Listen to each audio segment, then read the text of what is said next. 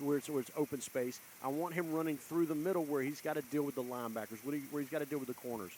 That's where they've got to keep him. But this is a different team than they're accustomed to playing against.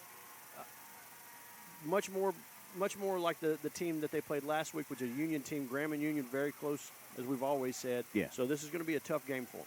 Pioneers take the field. They are black bottoms, white jerseys, orange numerals, black helmets trimmed in orange. And the G-Men storm the field, much to the delight of the home-standing crowd. G-Men with a little bit different of a look here. Those uniforms today. They look like the Redskins today, or the Commanders. Yeah, the Commanders. My bad. But I like this uniform combination Looks here. Good. White bottoms with some maroon and gold trim. Then you got those maroon jerseys with white numerals, and of course the traditional Graham maroon helmets with that big G and the star on there. Band sounding good today. And we thank you for tuning in to Graham G-Men football here on the radio all season long. The thing is today, Lebanon's coming in here with a lot of confidence because they've had a really good year so far. Same as they were last year. They came in when we played them at Lebanon. They had a lot of confidence. So they are coming here. Today it's going to be very important that Graham gets out physicals them and reminds them who we are, what we are, and reminds them how good we can be and that just the physicality that we show. But the big thing is today with that physicality, you have to control your emotions. There's always a lot of talk out there, especially when a team comes in with a lot of confidence, thinking that they're going to overpower Graham, going to spread them out and be able to pass over them. That Graham has to be able to control those emotions and not give them free yardage. That's so important today. Defensively, the Pioneers allowing 303 total yards a game, 173 on the ground, 130 through the air, surrendering nearly 24 points a contest. The Pioneers are going to receive the football to start this contest. And Lucas Nash about to kick it away on just a gorgeous Saturday. A little bit beautiful. Chilly of an afternoon, but still very nice. And Nash puts the football in the air, fielded at the 5-yard line by the Pioneers. That's Toby Baker on the return to the 15, spins his way up to the 17-yard line. And that's where the Pioneers will start their first drive of this contest from their own 17-yard line. Good tackle by A.J. Bradshaw right there. It's a nice little open field tackle. So here we go. We'll get our first look of senior quarterback Michael Reese, 6'4", 220. And a senior. He can throw it. He can run it. Pretty good football player. Graham has to be aware of those short 5-and-out passes that he threw a lot up against Union, that they had a lot of success with at the first half. But also they got to be careful, let them get behind them. So it's just going to be a real challenge for Graham today. Baker in motion. They fake the handoff, and Reese looking to throw. They get back in the backfield and get him nice. just like that. Sack him inside the 10 down to the 8-yard line. It's a huge loss of about 8 yards. First one in there was Jeremiah Quick. He got back there quickly.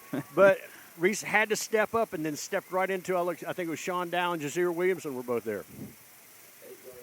It's an 8-yard loss for the Pioneers. Second down and 18 just underway. Pioneers going left to right on your radio dial from their own 9-yard line. Empty backfield. Reese looking to throw. Here comes the pressure. Gets rid of the football. That pass is complete. It was bobbled and then brought down by Matthew Jesse. Yeah, that was and good defensive effort right there. The defensive back was right there with him. And it's going to be third down and about 2 after a 16-yard pickup there. Empty backfield for Reese. He's going to keep it right up the middle, and I don't think he got that first down. I don't think he got the first down. Maybe about really close. About a half yard there on the quarterback keeper. I believe it's going to be fourth and about a half yard for the Pioneers. Gabriel Lilly with the stop there. And Reese is signaling that that's a first down. The officials are calling a timeout. I think they're going to measure it. Yeah, they need to measure that. Reese seems very confident that he crossed that marker, but it looked to me like he was about a half yard shy there, Eric. Couldn't really tell just because of so many bodies right there. I really couldn't. But it's going to be close. Let's see here. It's the chain gang out on the field. Wow, it is close. And let's see, man. Yeah, it's going to be fourth down and a few inches. Yeah, fourth and maybe an inch or so for the Pioneers. Thinking that the offense will probably stay on the field here. Probably call the same play here. I would call the same play. But Graham has to be aware of them doing a trick play. I mean, it wouldn't be a trick play, just a short pass. Or hard count here. Yeah. Don't give it to them for free. Fourth and inches from their own 27. Pioneers. Reese from the shotgun. Takes the snap. He's going to hand it off. No, he's going to fake the handoff to Jesse, and he's got the first down on the quarterback keeper across the 30 and up to the 31-yard line. A 4-yard pickup for Reese. That was a good play right there. Everyone focused on that running back going through first. Reese held it for just a second, just delayed just for enough time to let the Graham defense attack that running back, and then was able to get that first down. Pioneers with the football now from their own 32-yard line. First down and 10. 10-10 the play in this opening quarter. No score here at Graham High School. Michael Reese takes a snap, looking to throw. He goes down to the ground. They get him in the backfield. Did he slip there, or was he tripped up? Well, I think that what he saw Lily coming through there right at him, and he tried to do a quick go forward a little bit and just fell down. So it's going to be a loss. But Lily was right there on him. He was trying to just take off. I don't think he saw him at first. He got back there so quickly. Second down and 16. Reese takes a snap. Here comes the pressure again. Gets rid of the football, and the pass is incomplete. It was intended for Jesse. Really good job by Braylix Isabel right there. He was all over the wide receiver, but he wasn't in pass interference. Able to get his hand around there and knock the ball away. Really good pass defense right there by Isabel. Actually, the intended receiver was Brock Keene. Yeah, great defense there. And they know they're going to have to stay tight on these guys. So 3rd and 16, and you're right. 3rd and 16 for the Pioneers. Reese takes a snap, looking to throw. Pass is incomplete, intended for Jesse. He might have just done it too hard there. That was a bullet. He just threw that ball hard right there. He had his receiver. He just threw it too hard. Exactly what you said. That'd have been hard for anybody. Yeah. I mean, he got it right in his hands, but man, that's a fast ball from 10 yards away. 4th down and 16, and the Pioneers are going to punt the football away. I think that's Baker who dropped back to kick it away. Gets the snap. High punt. It's going to be fielded at the 33 by Campbell Fix. See if Fix can get going here. He's going the wrong way to start. Now has it in gear across the 40, 45, midfield at the 50, and goes out of bounds at the Lebanon 48-yard line. I tell you what, he has been so exciting to watch. I know he's had some injuries this year with his ankle at first, and then he's having some toe issues at the moment. But I tell you what, that was a nice little move. He was patient back there. Let the Pioneers get right there all over him, and then just took over to that far side to get around him.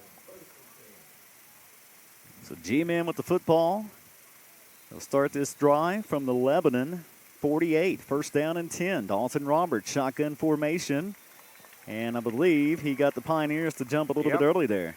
Yeah, I think they were set on that. They knew what they were doing out there. Get that hard count, get five quick yards.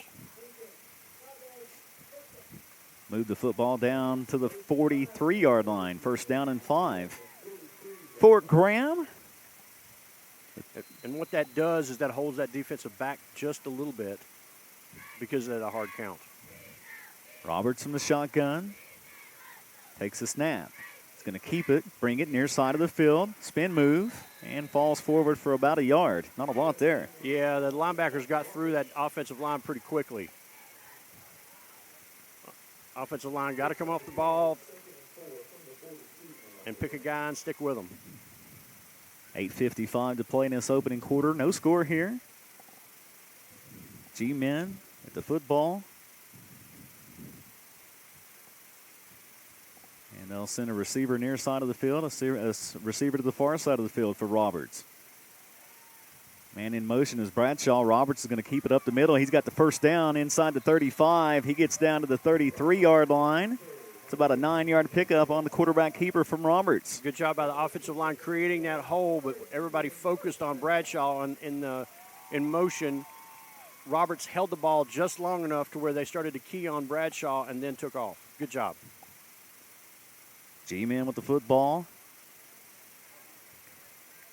And the receiver either side. Bradshaw to the right and Palmer to the left. Roberts drops back, looking to throw. Finds Gage Palmer out of the backfield. Picks up the first down and then some to the 20. And he's brought down at the 17-yard line. That's a 17-yard pickup for Palmer. Really, really good blocking over here on the edge by Garrett Palmer. Really good blocking. And the G-Men are in business here, Eric, with the football in the red zone at the Pioneers' 17-yard line. First down and 10. A receiver either side for Dalton Roberts. And I believe he got him again at hard counts. Got him again. It drew Number 68. Yeah, Wesley Alexander. And he put his hands up like, what'd I do? He was trying to hold back. You could see him there. He's starting to get a little wobbly, and then he went forward and got the flag thrown. G-Men pick up 5 free yards. First down and 5 now from the 12. 7:55 to play in this opening quarter. G-Men threatening with the first points of the afternoon right here on this drive. Dalton Roberts from the shotgun. Gabe Lilly goes left to right. And that's where Dalton Roberts is going to go, just behind Lilly. Gets down to the 5-yard line. Give him a couple there, about 3 yards to the 5. It's going to be first and goal. Good job by the offensive line coming off the ball right there, driving their defensive lineman back. Lilly this year has been phenomenal with blocking. I mean, he's been just great. The unsung heroes, so to speak. A lot of times they are, Aaron. They don't get the credit they deserve. And another whistle here. That could be on Lebanon again. I'm not sure what that one is. Yeah. Yep. Offense draws the defense off sides again. So half the distance to the goal.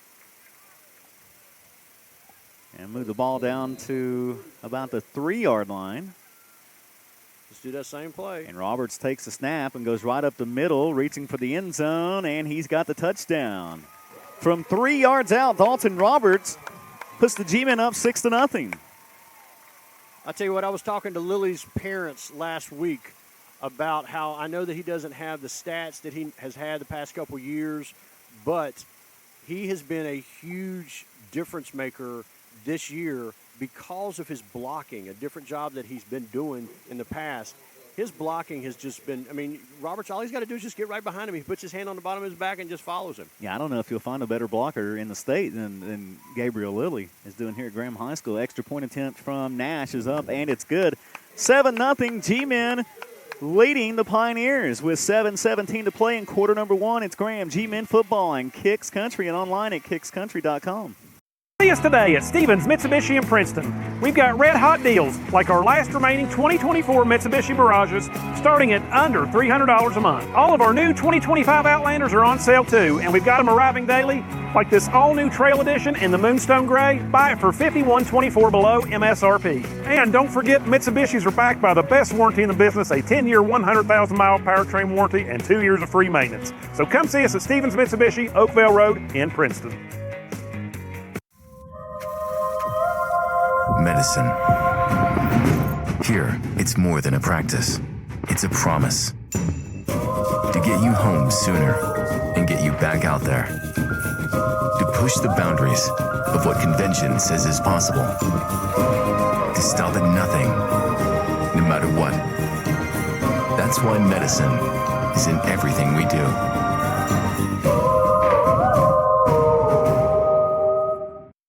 And Lilly just blowing up the middle, and then Roberts just following right behind him. It's not rocket science, folks.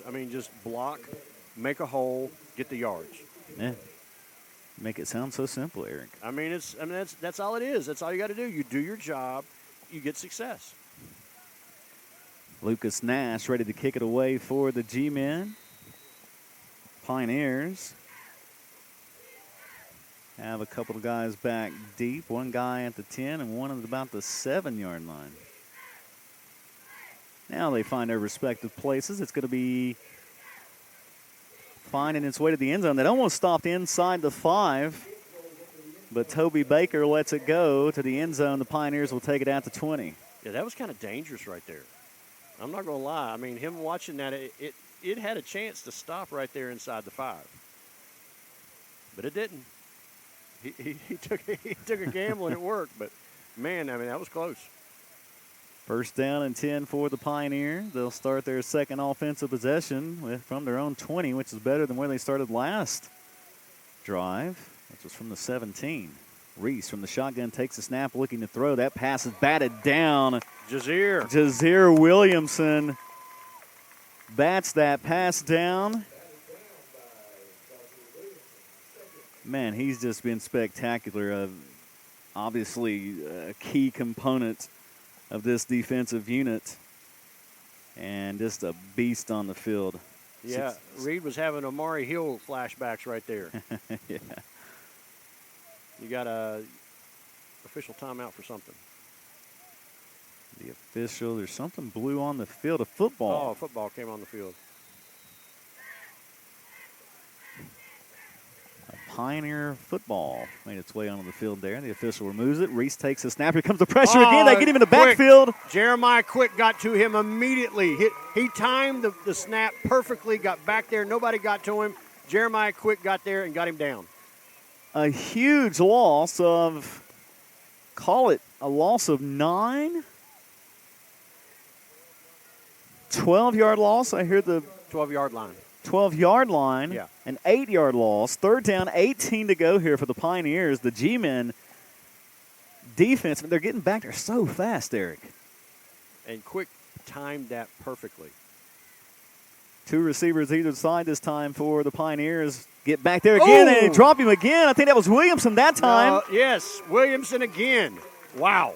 Jazeer Williamson sacks Michael Reese for another huge loss. It's going to be fourth down and about a quarter of a mile here. Williamson did a different stunt that time. Instead of going up the middle, he went around the outside of the lineman, and nobody really got a hold of him, and he was able to hit Reese and pretty much picked him up off the ground and put him into the ground.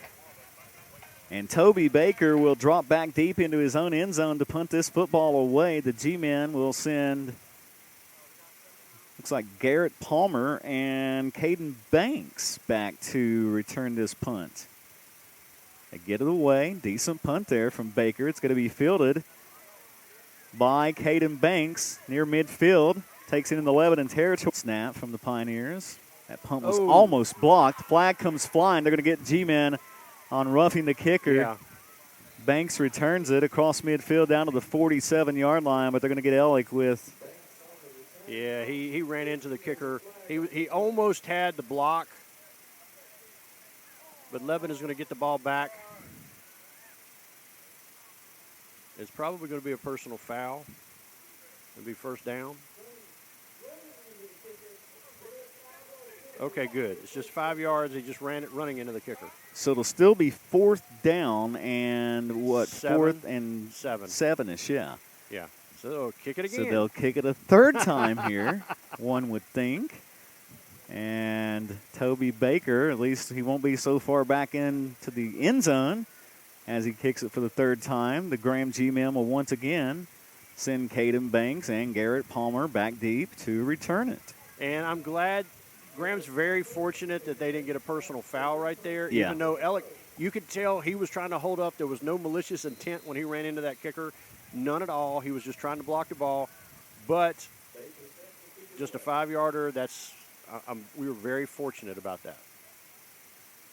All right, so Baker to kick it away again. High snap, gets it down. Gets the punt away. Good punt. Fielded once again by Caden Banks at the 37, up to the 40, 45, 50, into Pioneer territory at the 45, and he's brought down at the Lebanon 39-yard line. That's about the same place that he was. Yeah, I think that's about where he was going to be on the first kick. Yeah, 3 plays ago. So the G-men offense runs back onto the field. They lead by a touchdown. It's 7-0 here with 5:13 to play in quarter number 1. The top 2 teams in the Southwest District doing it up here this afternoon. Lebanon 2-0, and the district play coming in today, as are the G-men 2-0. You got Lilly at quarterback. And there goes A.J. Bradshaw in motion. They gives it to him on the jet sweep. Bradshaw right side, lots of running room, picks up the first down. And he'll go out of bounds at the 25-yard line. A 14-yard pickup there from Bradshaw on the jet sweep. I like this change right here. I like it a lot. Well, last year, Eric, it was almost every other series you were seeing a change at quarterback. But this year it's been primarily Dalton Roberts. I just like Roberts not having to run as much. We can do the same offense with Lilly, so you bring them both back and forth. I like it a lot. Lilly's going to keep it this time near side of the field, and he'll pick up about 3 yards on the carry. The only disadvantage that Lilly's going to have here is he doesn't have Lilly blocking for him. Yeah, he can't block for himself, yes, can he? Yes, because that's a big reason why it's been so successful. 100%. Correct. 2nd down and 7 here. 4:40 to play in the quarter. Him like an up back.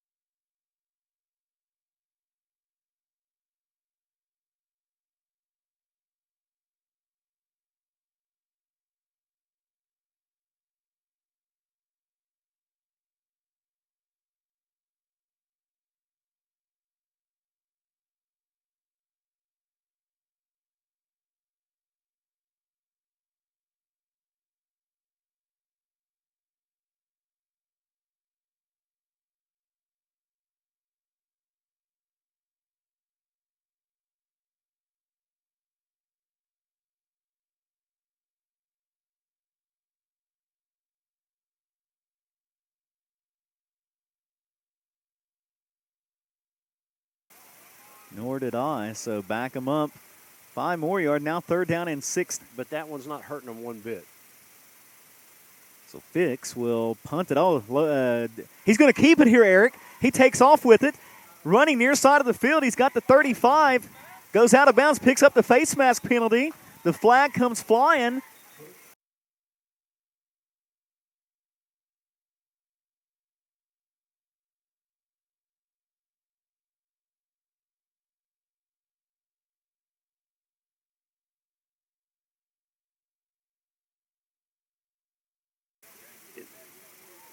If Graham gets the penalty, that could be. I think that's enough.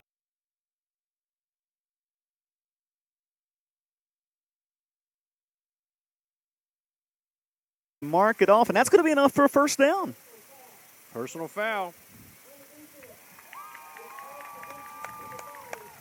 Personal foul, face mask against the defense, half the distance to the goal. Eric, the G-men, will have it 1st down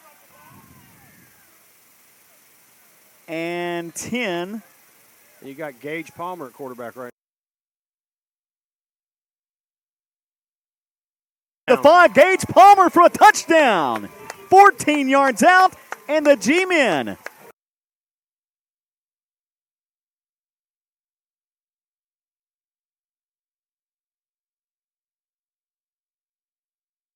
doesn't have himself blocking for him, so you're going to have success when he's blocking. Extra point attempt from Lucas Nash forthcoming. The snap, the hold, the kick is up, the kick right down the middle and good. 14-0 G-men with 2:33 to play in the quarter. It's Graham football on Kicks Country and online at kickscountry.com.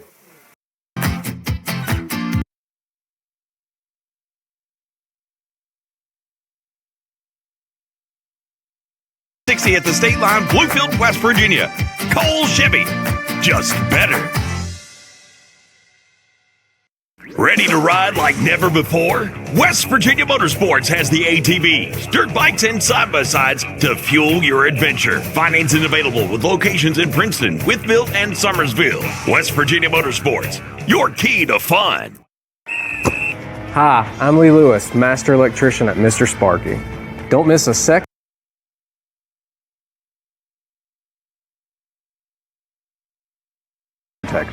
Just make the call and we'll do the rest. Hot and high, and he was able to get it down to be able to kick. It's worth mentioning that the G-men are daggone near unstoppable in the month of October. I mean, they tough to beat in the 10th month of the year. They've not lost. I'll tell you in just a second. And then Nash puts the football in the air, fielded by Baker at the 10, up to the 15, Baker to the 20, 25 as he runs his own guy.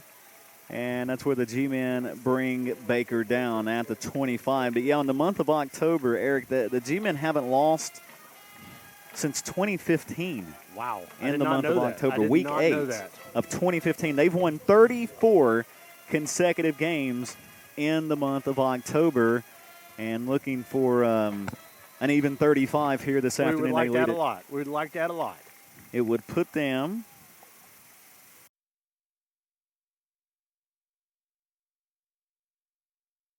pass complete. There's a screenplay to Jesse. Jesse all the way to midfield into Graham territory to the 47-yard line. They had to be, Graham, because of the pressure, they have to be aware of those screenplays, letting those guys through. Running back just came right past where all the defensive linemen were going, got right over them, and he had a wide open area. About 27 yards there on the completion from Reese to Jesse, their biggest play of the afternoon. First down and 10 for the Pioneers. From the Graham 47, Reese looking.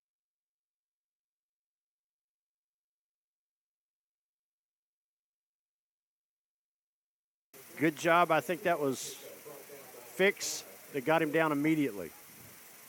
That ended up being just a 2-yard gain.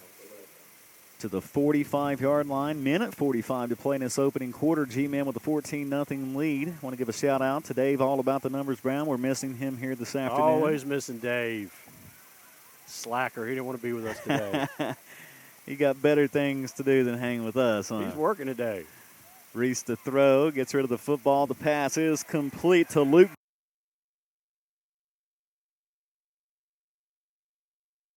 He just... That was pretty easy there, it looked like. Yeah, that really was. You had two defensive backs that ran into each other, and he caught the ball, and it was wide open because the other receivers were all both on the edge on each other, on opposite sidelines, nobody in the middle, and he just ran right down the pipe.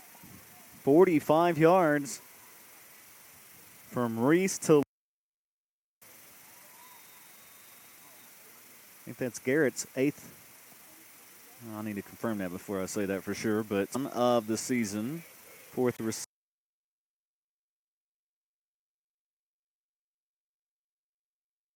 And it's Reese's 22nd passing touchdown.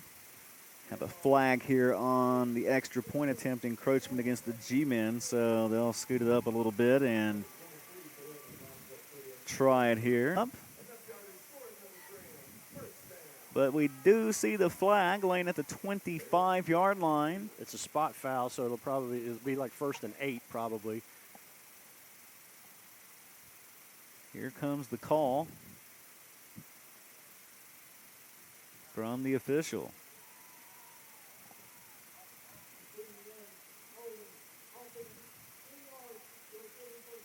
Still be first down. Be 1st and 8. And 8. So the line of scrimmage now, the Pioneer 35-yard line, 1st down and 8 with about 18 seconds to play in the quarter, and Gage Palmer will keep it again. That was Dalton Roberts. That was Dalton Roberts back in there now. And Roberts will pick up about 4 or 5 yards. That's going to be the final play of the quarter. It'll be 2nd down and about 4 to start quarter number 2 when we come back. Your score at the end of 1, Graham 14, Lebanon 7. It's Graham G-Men football on Kicks Country and online at kickscountry.com. Us today at Stevens Mitsubishi in Princeton. We've got red hot deals like our last remaining 2024 Mitsubishi Mirages starting at under $300 a month. All of our new 2025 Outlanders are on sale too, and we've got them arriving daily like this all-new Trail Edition in the Moonstone Gray. Buy it for $51.24 below MSRP. And don't forget, Mitsubishis are backed by the best warranty in the business, a 10-year, 100,000-mile powertrain warranty and 2 years of free maintenance. So come see us at Stevens Mitsubishi, Oakville Road in Princeton. Medicine.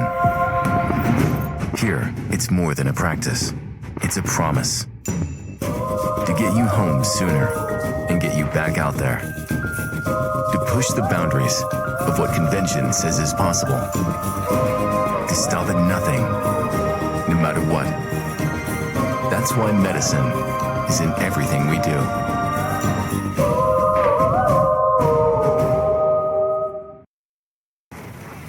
Let's go back.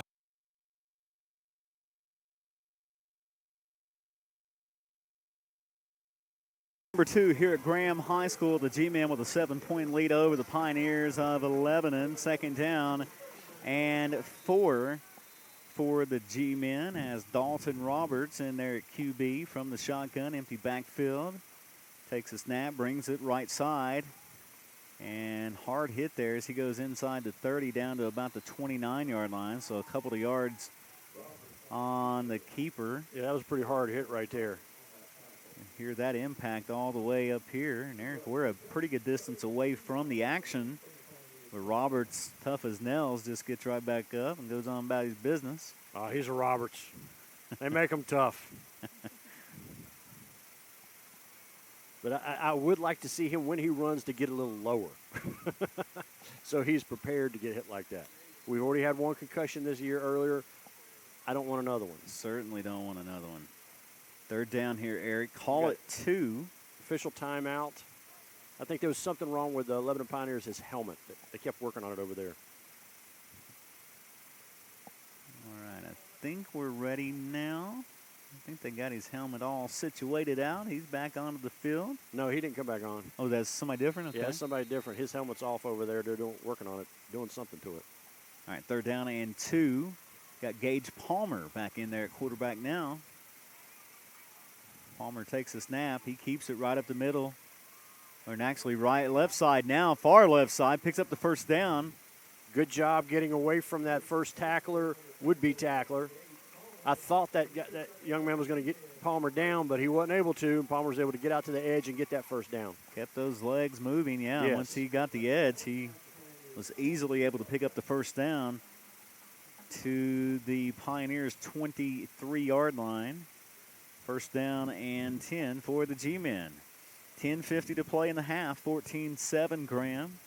And they are threatening here. The G-Men got a 3-yard touchdown run from Dalton Roberts and a 14-yard run from Gage Palmer for their scores as Roberts keeps it here, brings it near side of the field, goes inside, goes down to about the 20-yard line, so give him 3 on the keeper. Yeah, that was a pretty good little tackle right there by the defensive back. He came in there. Palmer was on him, but he just dove and was able to hit Roberts right at the ankles and get him down. Roberts limping a little bit over to the sideline. He got hit hard right there on the ankle. And got the bell rung just a little bit there. And then Lebanon got their touchdown from, it was Michael Reese finding his receiver Luke Garrett for a 45-yard touchdown pass. All in all, 14-7 is where we are right now. Gabriel Lillian at quarterback now. And Lilly's going to fake it to Palmer, and he'll keep it right up the middle for a couple of yards to the, 17-yard line. So give him 3. And it's going to be third down and about 4 coming up for the G-Men. Yeah, the run with Lilly is just not as successful as it is with everybody else right now. If we could figure out a way to clone him so he could block for himself, we'd be in business. If he could block for himself, that would be pretty cool. Lilly takes the snap. He's going to keep it again right up the he middle. got Pick it. the first down, lowers that head and goes inside the 10 to about the 9-yard line. Give him 8 yards on the carry and a G-Men first down. They'll have it first and goal. Yeah, that young man has been just a great leader on the field, on and off the field. He leads by example. He plays hard, he works hard, he practices hard, and everyone follows him, and that's a big reason this team is turning around. Gage Palmer back in there at QB, takes the snap, but a whistle first.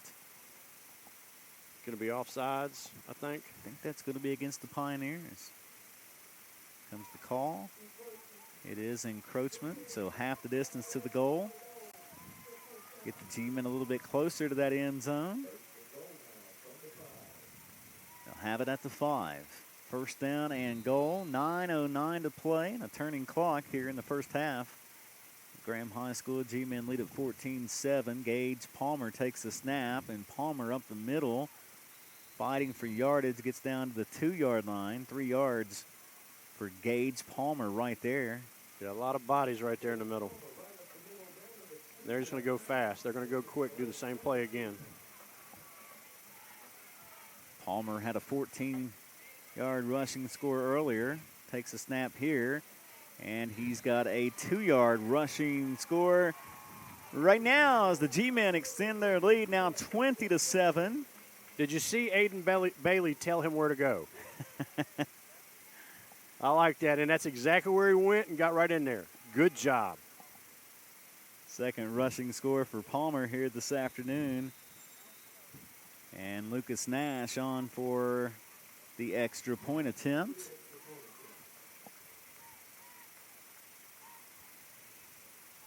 Here we go.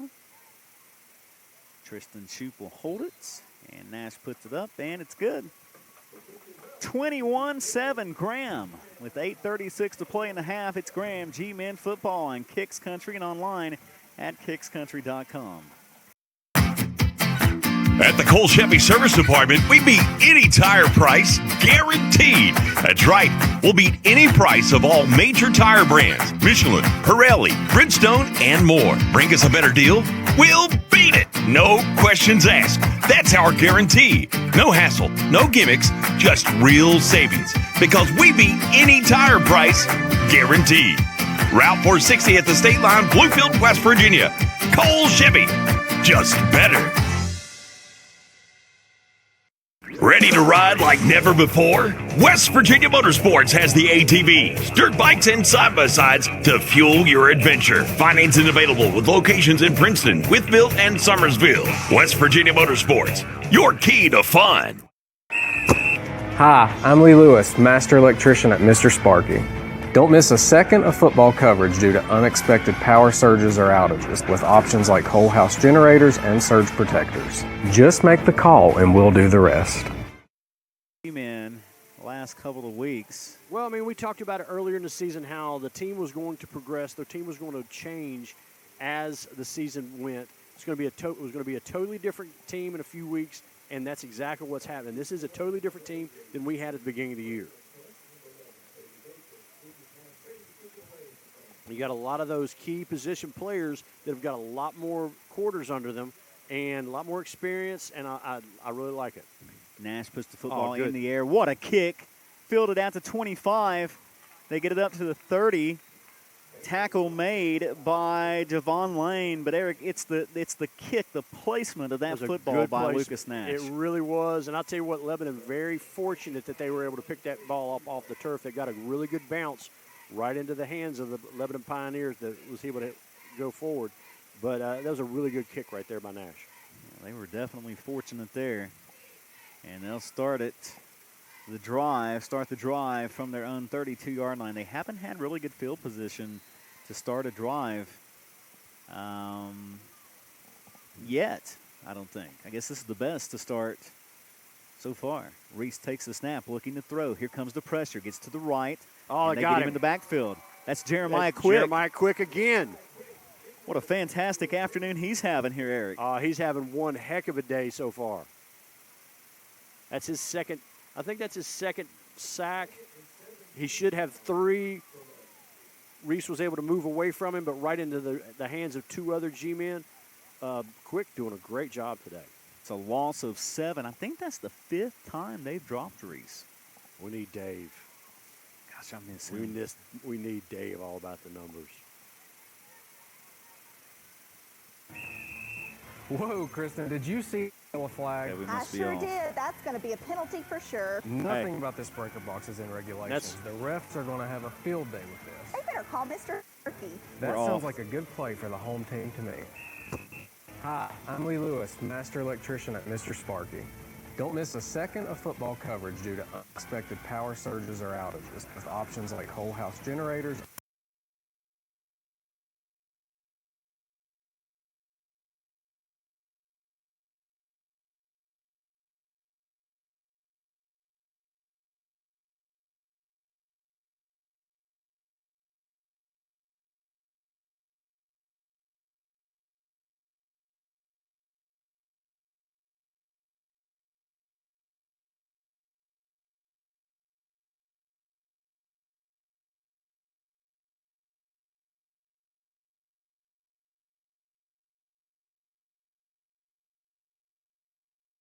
down and 7. Pass batted down there. Reese tried to get it out to his receiver, but the G-men just batted down. It goes incomplete. 3rd down and 7 coming up here for the Pioneers. That was Gage Palmer.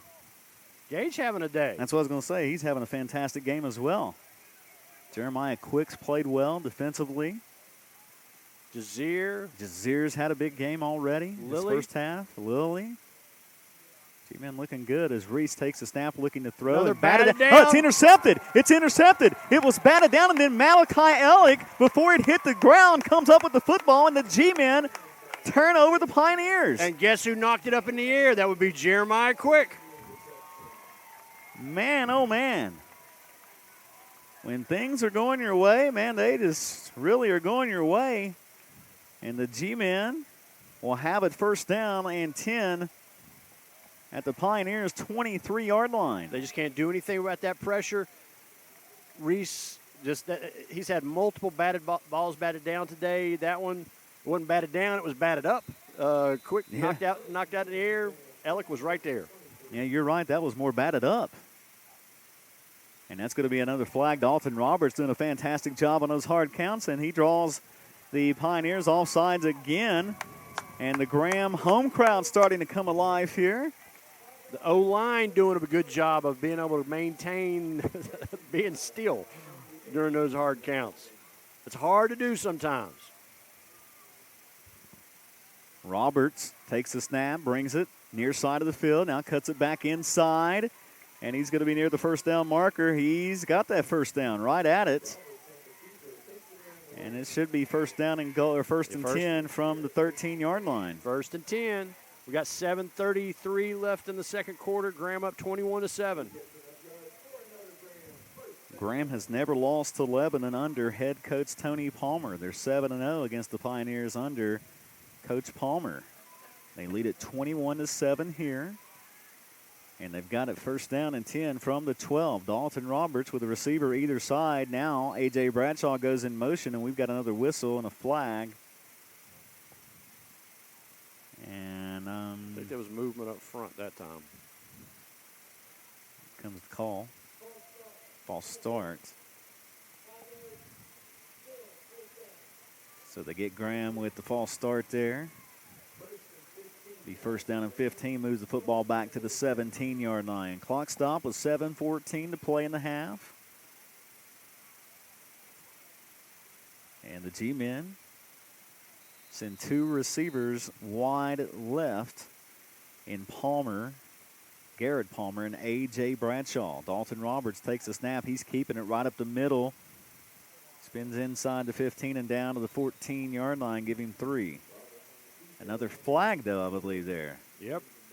Got a flag at the 15-yard line. Didn't see anything there either. Might be holding this time.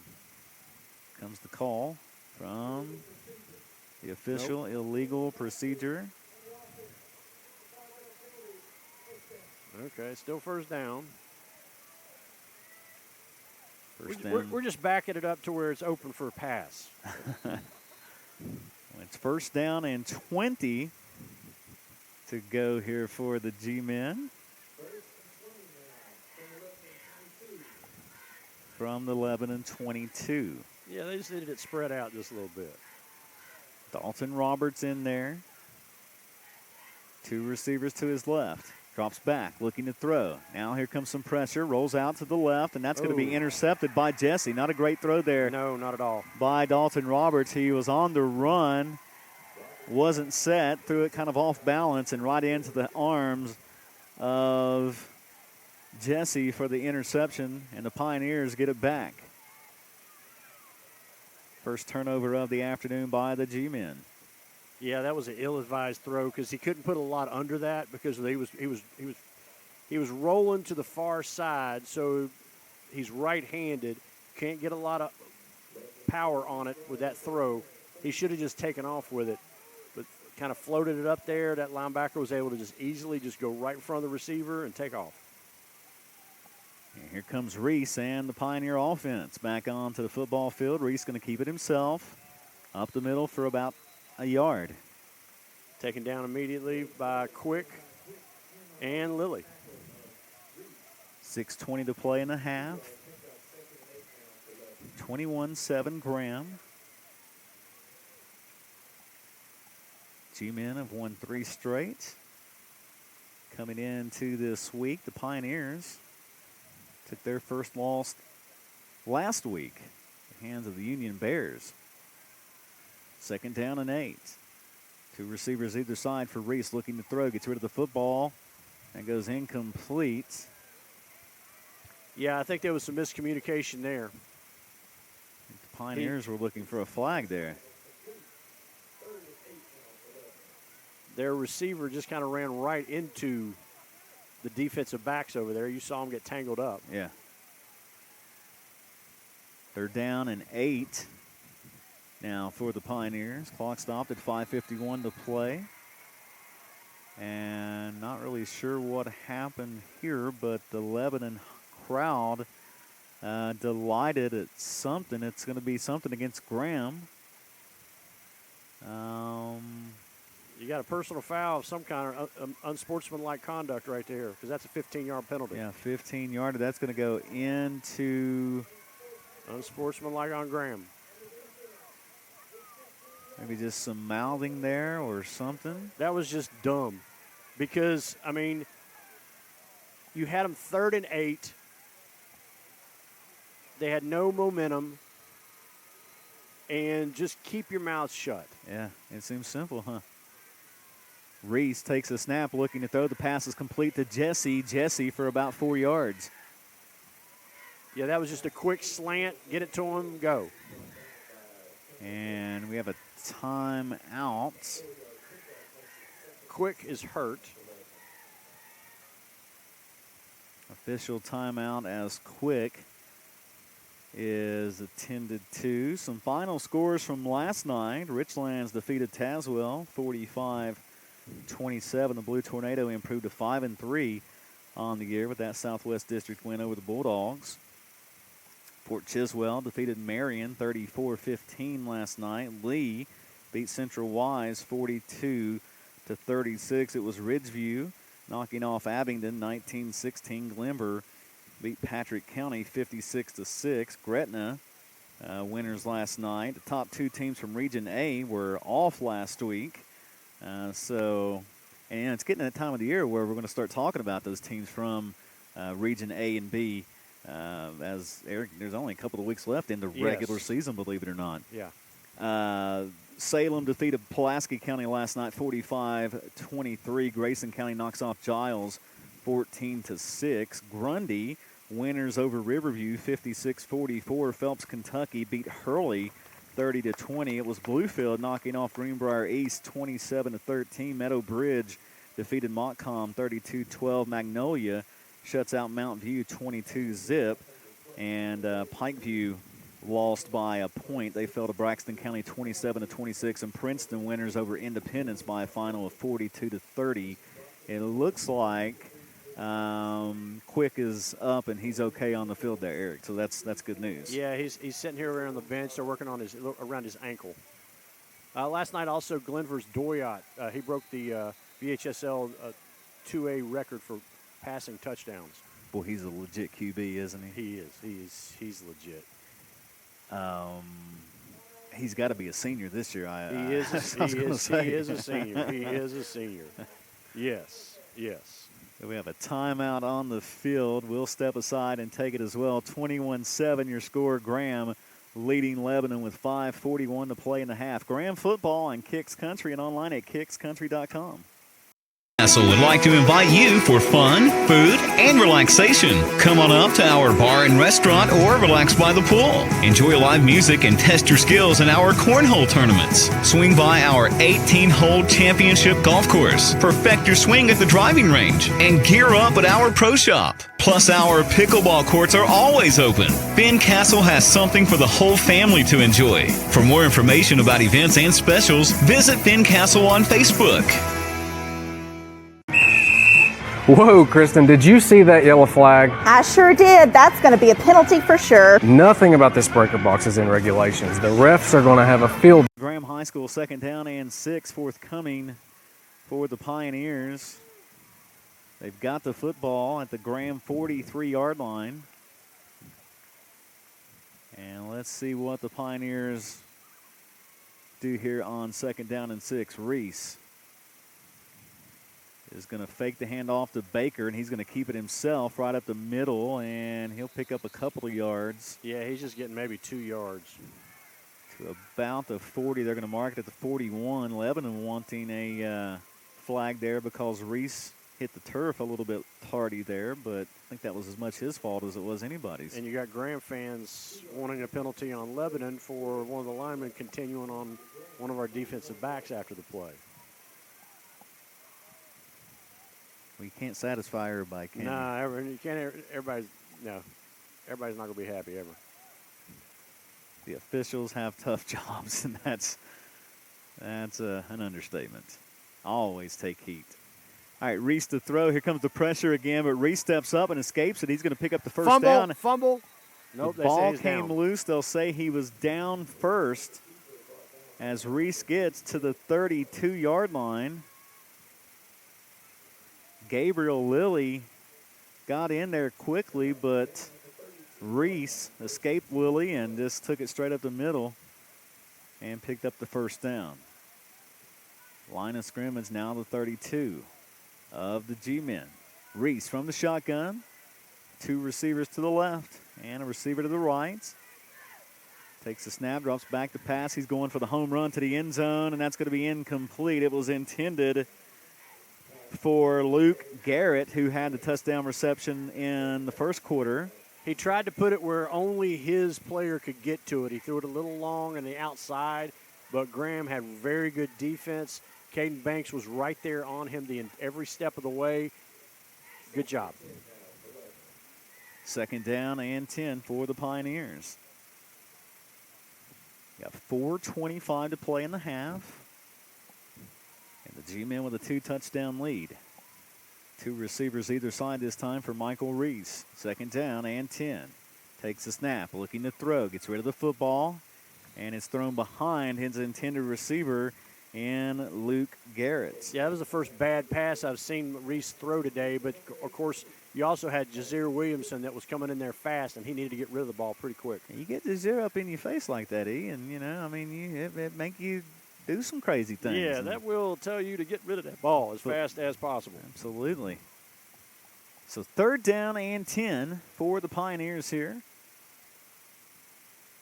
2 receivers either side once again for Michael Reese. Takes the snap, drops back the pass, gets rid of the football. He's got a receiver, but he overthrows. Yeah, that was another overthrow right there because he had his. That was Luke Garrett again on the intended receiver there. And I don't know if that was catchable either, Aaron. No, that wasn't. He overthrew him. I mean, there's a lot of pressure coming in on him fast. So he's got to get rid of that ball. His receiver was open. He overthrew him that time. But I don't think he's seen pressure like this all year. Union was getting back there, but they weren't getting back there this fast. It's hard to imagine anybody could get back there any quicker. Yeah. Twin receivers either side. For Reese, it's 4th down and 10. Reese to throw. Here comes the pressure. They're going to get him again. No, he escapes that pressure and now rolls out to the left. And big hit out of bounds as Reese goes out. Flags come flying. I think they're going to get him for the late hit. I don't see how they could give it for a late hit. And what kind of late hit was that? I don't see how that could be a late hit. Reese put his shoulder down to hit Graham just like Graham was hitting him. I believe they're getting. No.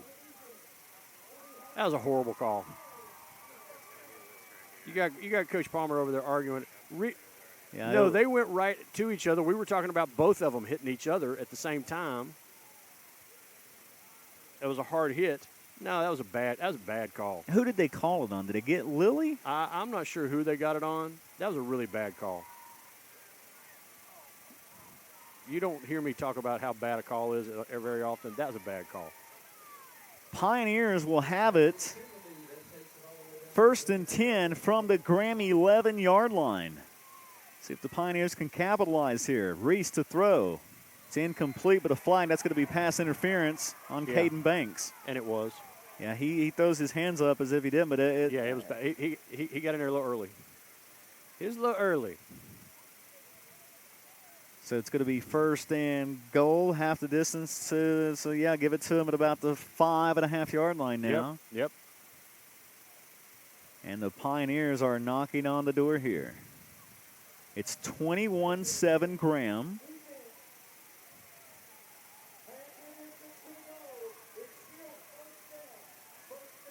If you're watching the video stream,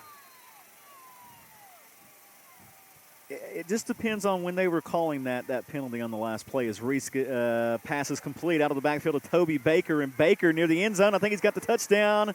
No signal yet. There it is. It's a touchdown for the Pioneers. 5 yards. Michael Reese finds Toby Baker. That was a good little play right there out of the backfield. It was the first time they've ran it today. Yeah.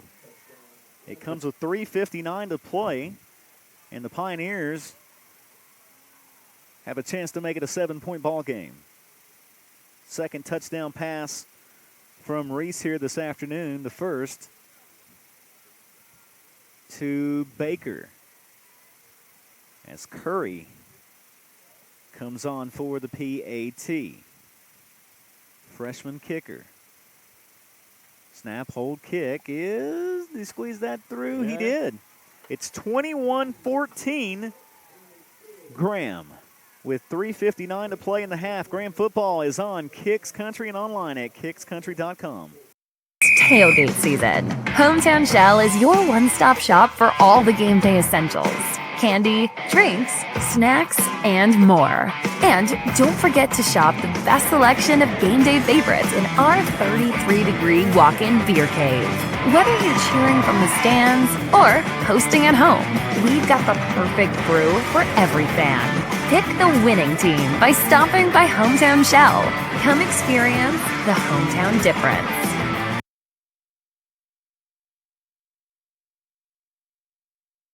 Football season, make the Rail Yard your home turf for food, fun, and unbeatable deals. Tuesdays, buy one, get one free with BOGO Burger Night. Wednesdays, 89-cent wings that'll have your whole team coming back for more.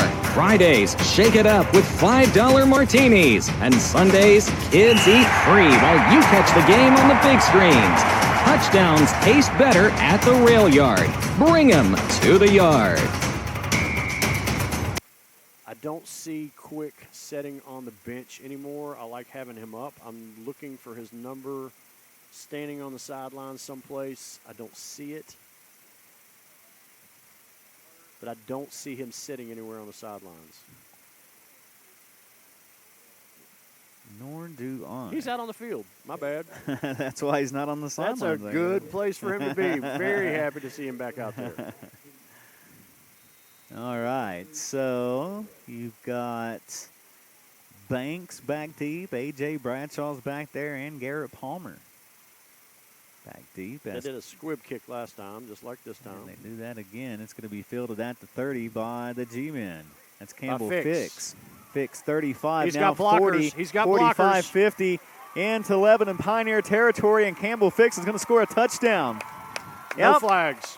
Campbell Fix with the kickoff return for the touchdown. And the G-men strike back. He had a whole train of blockers right there. I love that.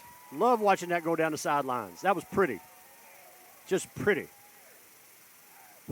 He picked it up at the 30 on the left side of the field, brought it back to the right, and you're right. Once he got to the cross field, he had a host of blockers, and you can just see Campbell Fix just trotting down that sideline like a boss. As my dad would say, that just looked purty. That's purty. Shout out to you, Pops, long-time Graham broadcaster. He was a happy grandpa today over there out there for senior day. Oh, I'm sure he was.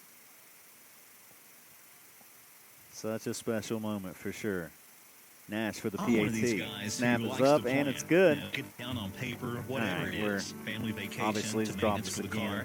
I'm sorry, I'd gone to commercial. Did it drop I'm again? sorry, man. arrangements. Castle would like to invite you for fun, food, and relaxation. Come on up to our bar and restaurant or relax by the pool. Enjoy live music and test your skills in our cornhole tournaments. Swing by our 18-hole championship golf course. Perfect your swing at the driving range and gear up at our pro shop. Plus, our pickleball courts are always open. Ben Castle has something for the whole family to enjoy. For more information about events and specials, visit Ben Castle on Facebook. Whoa, Kristen, did you see that yellow flag? I sure did. That's going to be a penalty for sure. Nothing about this breaker box is in regulations. The refs are going to have a field day with this. They better call Mr. Sparky. That sounds like a good play for the home team to me.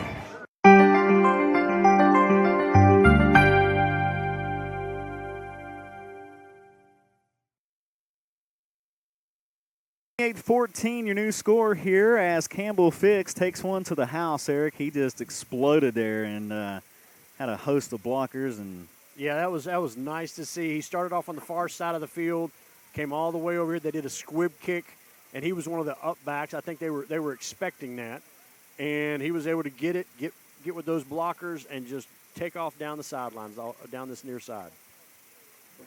That was pretty. And it only took 13 seconds off the clock for that Graham score. Lucas Nash, little pooch kick there, fielded out to 20 by the Pioneers, up to the 25, 30. Ooh, Football is loose, and the G-men have it. Garrett Palmer hit him and knocked that ball flying. It was a great tackle by Palmer. He put his helmet right on the ball, was taking him down, and the ball went flying. Graham recovers the football. And the G-men are firing on all cylinders here, Eric. Every aspect of the ball has played pretty well today. Yeah. But that was a really good hit by Garrett Palmer right there to knock the ball loose. It's a couple of kind of senseless penalties, but other than that, it's been a pretty good football game here. There's been some quite senseless penalties, but yes, they've done a good job today. First down and 10 for Graham from the Pioneer 29. And Palmer. It was Palmer on the carry there, right? That was Gage Palmer. Gage Palmer. He picks up about 2 yards, second down and 8. Coming up here for the G-men. 3:20 to play in the half. And the G-men, they'll send a receiver to either side. Gage Palmer in there at QB. Seen 3 different QBs here this afternoon for the G-men. And we've got a whistle. Got movement. That's going to be a false start against the G-men. So back them up 5.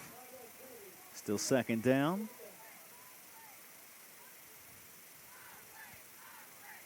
Seems like it's been a long half. It has. Drug out half. Second down and 13. A receiver to the left, a receiver to the right for Gage Palmer. And there goes baby brother in motion. Garrett Palmer gets it on the jet sweep. He'll pick up the penalty yardage, get back near the original line of scrimmage where it'll be third down and call it about 10. Got a timeout. Lebanon. They'll take it. We'll take it as well. 28-14 your score. 2:45 to play in the half. Graham football on Kicks Country and online at kickscountry.com. Football season, make the Rail Yard your home turf for food, fun, and unbeatable deals. Tuesdays, buy one, get one free with BOGO Burger Night. Wednesdays, 89-cent wings that'll have your whole team coming back for more. Fridays, shake it up with $5 martinis. And Sundays, kids eat free while you catch the game on the big screens. Touchdowns taste better at the Rail Yard. Bring 'em to the yard. Tear 'em up, G-Men. You're listening to exclusive coverage of Graham G-Men football on Kicks Country and kickscountry.com. 2:45 to play in the half. G-Men with a 28-14 lead. Third down and 11 coming up here. Let's see what Coach Palmer dials up here. I think both teams still have 2 timeouts. This has been a long first half. I see Dalton Roberts back in there with Gabriel Lilly to his left. And 2 receivers either side. For Dalton Roberts, there goes Fix in motion. And Roberts looking to throw the football. Gets rid of it. The pass is complete. And that's a touchdown to Caden Banks. 30 yards. And the G-men strike. He thread the needle on that pass. That was a really good pass. Good route also by Banks. Ball was placed right in his chest. He caught it on the go. Yeah, good play. 30 yards on the tutty there. And the G-men lead at 34-14. And Lucas Nash on for the PAT. Shoop will hold it.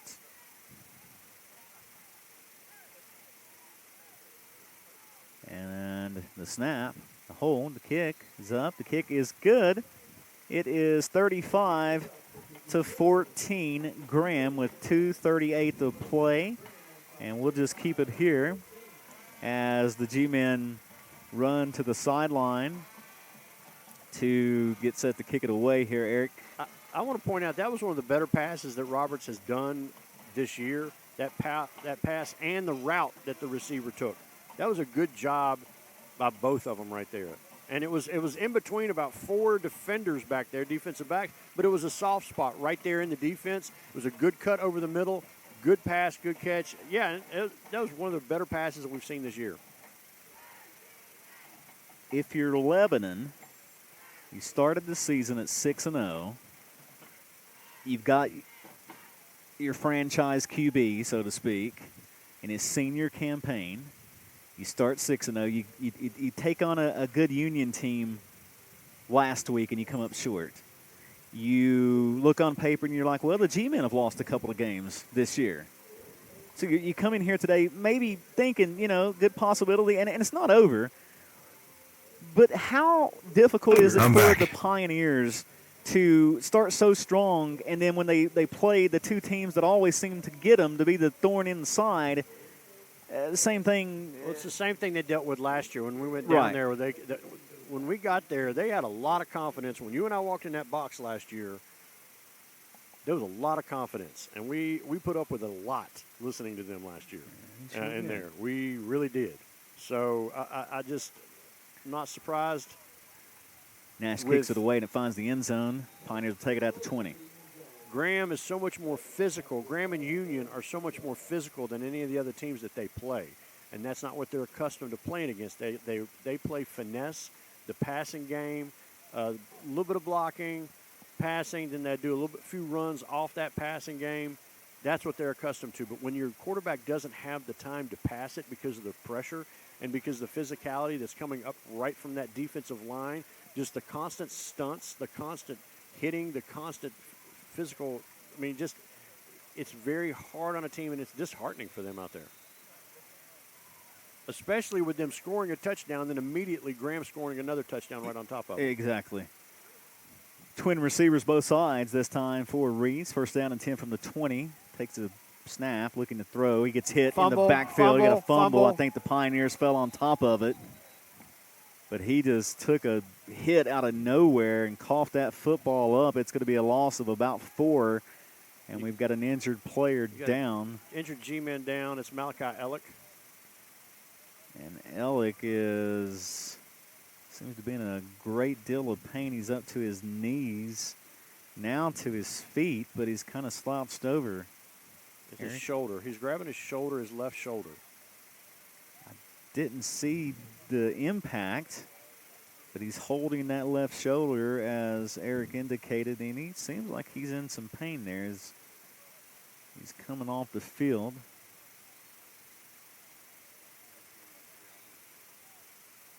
But when you got so many bodies that are diving for a football, everything goes out of your mind except trying to get that ball, and you're hitting each other, and you're just trying to get there. And I think that's where that got hit, because he was right over there in the middle of that pile, and you had all players from both sides jumping on after that ball, and he might have just got jumped on with that shoulder. Second down and 13. Reese to throw, gets rid of the football. The pass to Jesse is complete to the 27-yard line.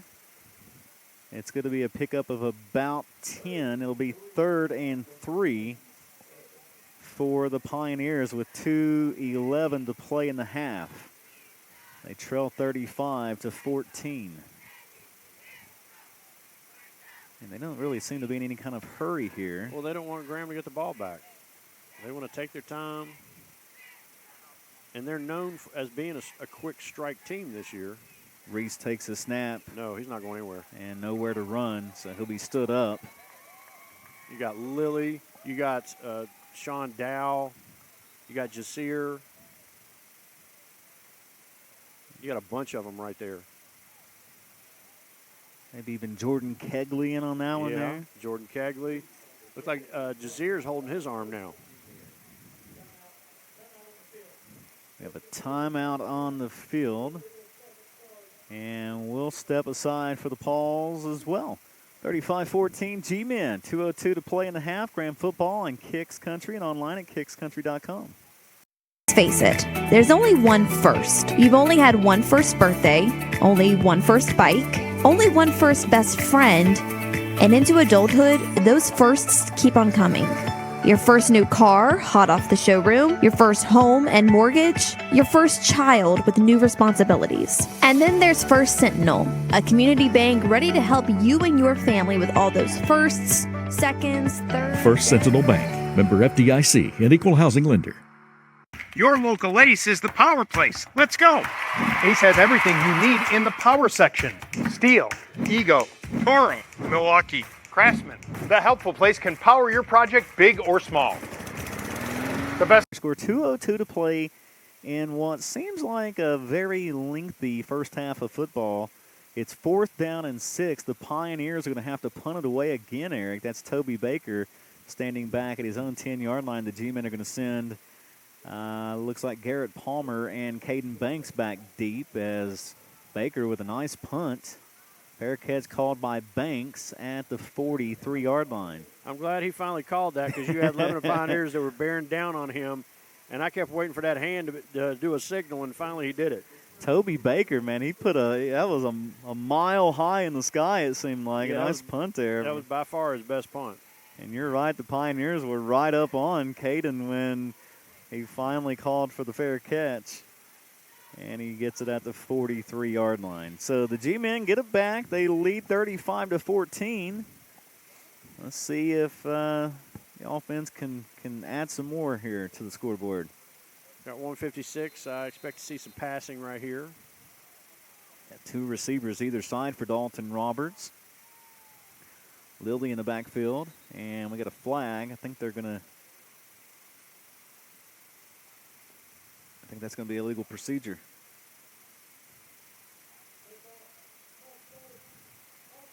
False start against the offense. 5-yard penalty. Still got 156 left in the first half. 35-14 G-Men. Campbell Fix and Garrett Palmer lined up near side of the field. Bradshaw and Banks, far side of the field. There goes Bradshaw in motion. He gets it out of the backfield. Pass complete. Got the 40, 45. Nice little footwork there from A.J. It stayed in bounds, so the clock is still rolling. He gets up to the 48-yard line. So it'll be second down. Call it 5 after the 10-yard pickup. Minute 30 to play in the half. Roberts takes a snap. Pass is complete. Ooh. Hit immediately. Yeah, I mean, that defensive back, you could see him holding back just for a little bit till Fix got the ball and then took off.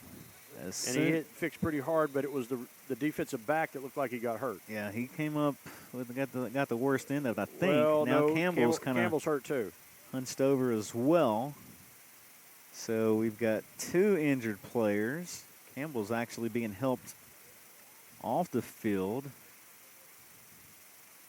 He's had a lot of leg issues this year. Yeah, he didn't start the season off on the right foot, so to speak.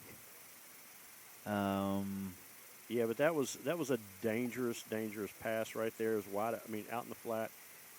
it had a little bit too much air under it. A pass like that out there, it has to be a line drive. I mean, it has to be throw it out there, don't loft it out there because you got a defensive back out there, just like what happened. He just waited for a split second till Campbell got the ball and just teed off on him. Yeah.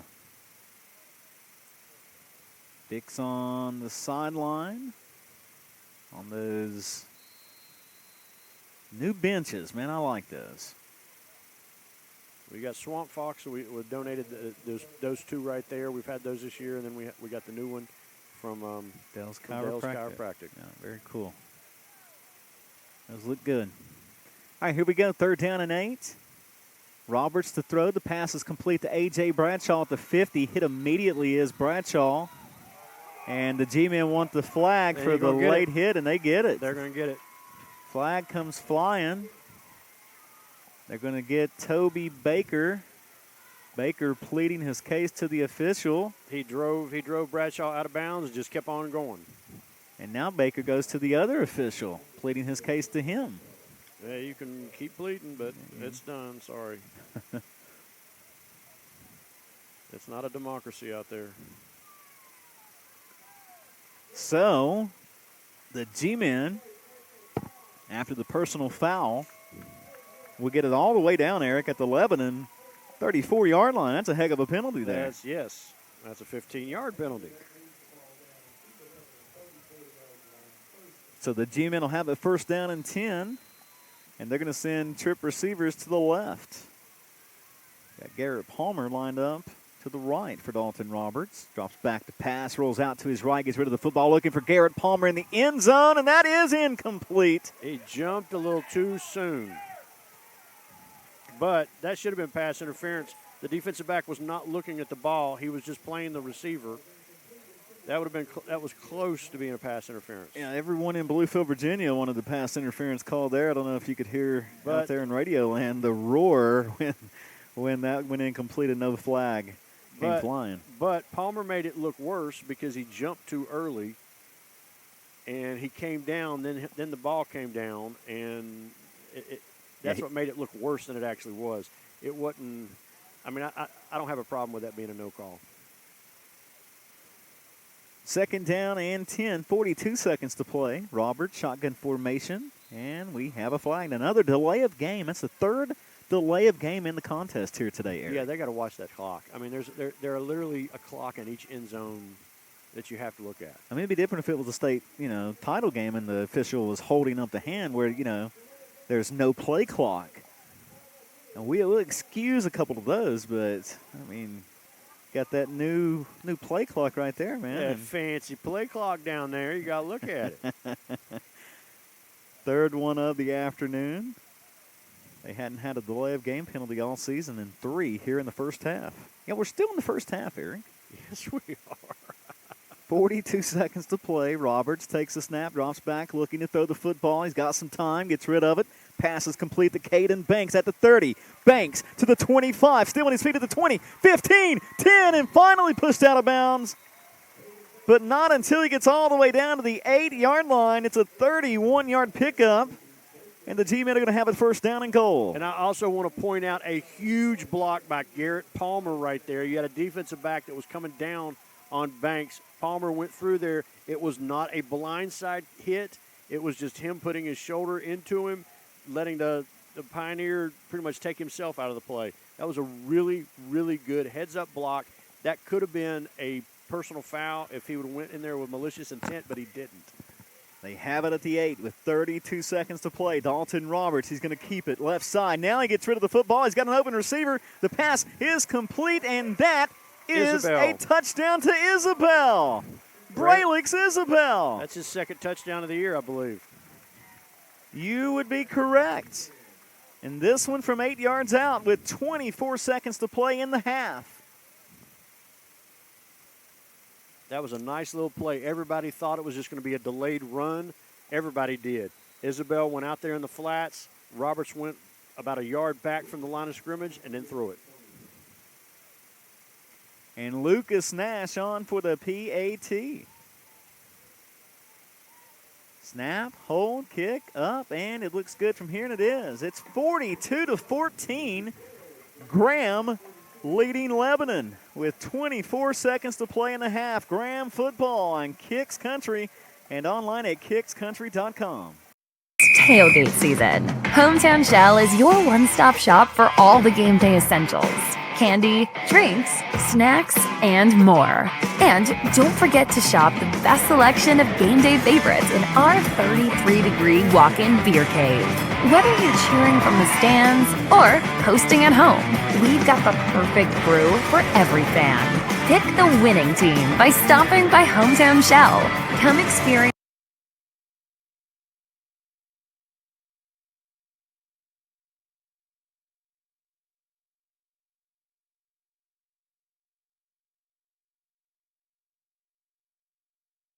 in the half. It was Dalton Roberts finding Braylix Isabel for the touchdown. Tall's PAT good. 42-14. Eric, a lot of G-Men offense here in this first half. Yes, there has been, and some really good defense by the G-Men also. They've played a very good game today.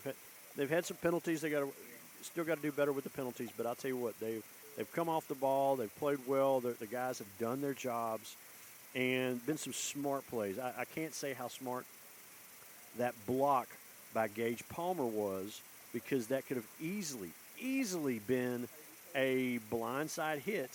But the way he blocked him, he just caught one of his shoulder pads with his shoulder pad and got just in front of him enough to where he couldn't do anything with Banks, and it was just a good job. Lucas Nash, little squibber there. Finds a little bit of space, and the Pioneers just have to fall on top of it. That was beautiful. It was Aiden Cook who was chasing after it, and he's like, you know what, I'm just going to fall on top of this because the G-men were getting there. That was a smart play. He needed to get on that. So the Pioneers will have it with 23 seconds to play in the half from their own 27-yard line. Let's see if they just come in and take a knee here, or... I don't see them taking a knee. I see him trying to take some shots downfield. Well, he's certainly got an arm. Graham has one timeout. They have two timeouts. They're not going to be using them, but I don't think. Well, nope, they're going to take a knee. Yeah. I didn't expect this. And they do. Reese takes the knee, and we go to halftime. With your score at the half, 42-14, G-Men. We'll come back, recap it for you in just a couple of minutes. And we got Graham Sports Network coming on live with us here in a little bit. There you go. So we'll have that for you coming up as well. Graham football, 106.3, 107.7 Kicks Country, and online at kickscountry.com. Let's face it, there's only one first. You've only had one first birthday, only one first bike, only one first best friend, and into adulthood, those firsts keep on coming. Your first new car, hot off the showroom, your first home and mortgage, your first child with new responsibilities. And then there's First Sentinel, a community bank ready to help you and your family with all those firsts, seconds, thirds. First Sentinel Bank, member FDIC, and equal housing lender. Your local Ace is the power place. Let's go. Ace has everything you need in the power section. Steel, Ego, Toro, Milwaukee, Craftsman. The helpful place can power your project big or small. The best part is the staff knows these products to give you project advice to save you time and trips back to the store. That's one of my favorite blowers. Ordering online, Ace has you covered with orders ready in 15 minutes. Shop now at acehardware.com. At the Cole Chevy Service Department, we beat any tire price, guaranteed. That's right, we'll beat any price of all major tire brands, Michelin, Pirelli, Bridgestone, and more. Bring us a better deal, we'll beat it. No questions asked. That's our guarantee. No hassle, no gimmicks, just real savings. Because we beat any tire price, guaranteed. Route 460 at the state line, Bluefield, West Virginia. Cole Chevy, just better. It's tailgate season. Hometown Shell is your one-stop shop for all the game day essentials. Candy, drinks, snacks, and more. And don't forget to shop the best selection of game day favorites in our 33-degree walk-in beer cave.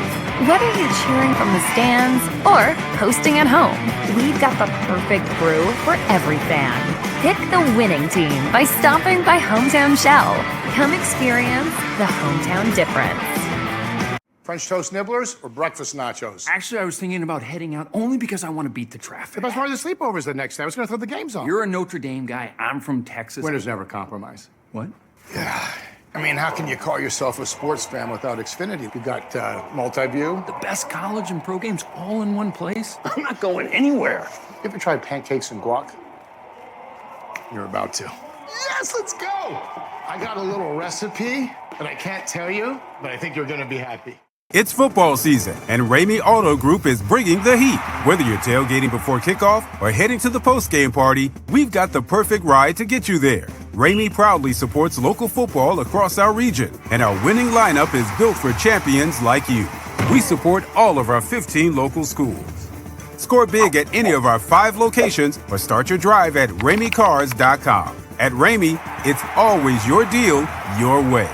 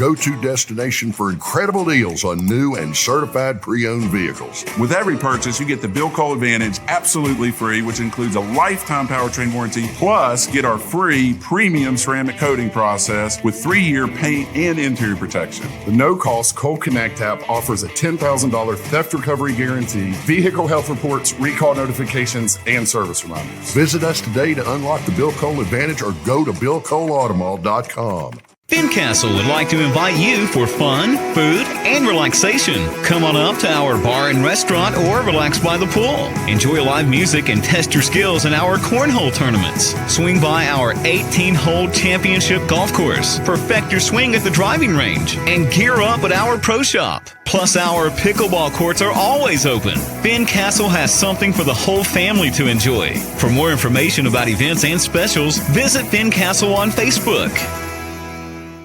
My name's Keith Sigmund. I'm the general manager here at Buchanan Mine. I find in Bluefield State graduates a characteristic that is uncommon in most today, and that characteristic is their work ethic. Not afraid to spend as many hours as they need to spend here. They have a great work ethic. Why we search for Bluefield State graduates is because they don't shy away from the challenge. Come see us today at Stevens Mitsubishi in Princeton. We've got red hot deals like our last remaining 2024 Mitsubishi Mirages starting at under $300 a month. All of our new 2025 Outlanders are on sale too, and we've got them arriving daily like this all-new Trail Edition in the Moonstone Gray. Buy it for $51.24 below MSRP. And don't forget, Mitsubishis are backed by the best warranty in the business, a 10-year, 100,000-mile powertrain warranty and 2 years of free maintenance. So come see us at Stevens Mitsubishi, Oakvale Road in Princeton. This football season, make the Rail Yard your home turf for food, fun, and unbeatable deals. Tuesdays, buy one, get one free with BOGO Burger Night. Wednesdays, 89-cent wings that'll have your whole team coming back for more. Fridays, shake it up with $5 martinis. And Sundays, kids eat free while you catch the game on the big screens. Touchdowns taste better at the Rail Yard. Bring 'em to the yard. Medicine. Here, it's more than a practice. It's a promise. To get you home sooner and get you back out there. To push the boundaries of what convention says is possible. To stop at nothing, no matter what. That's why medicine is in everything we do.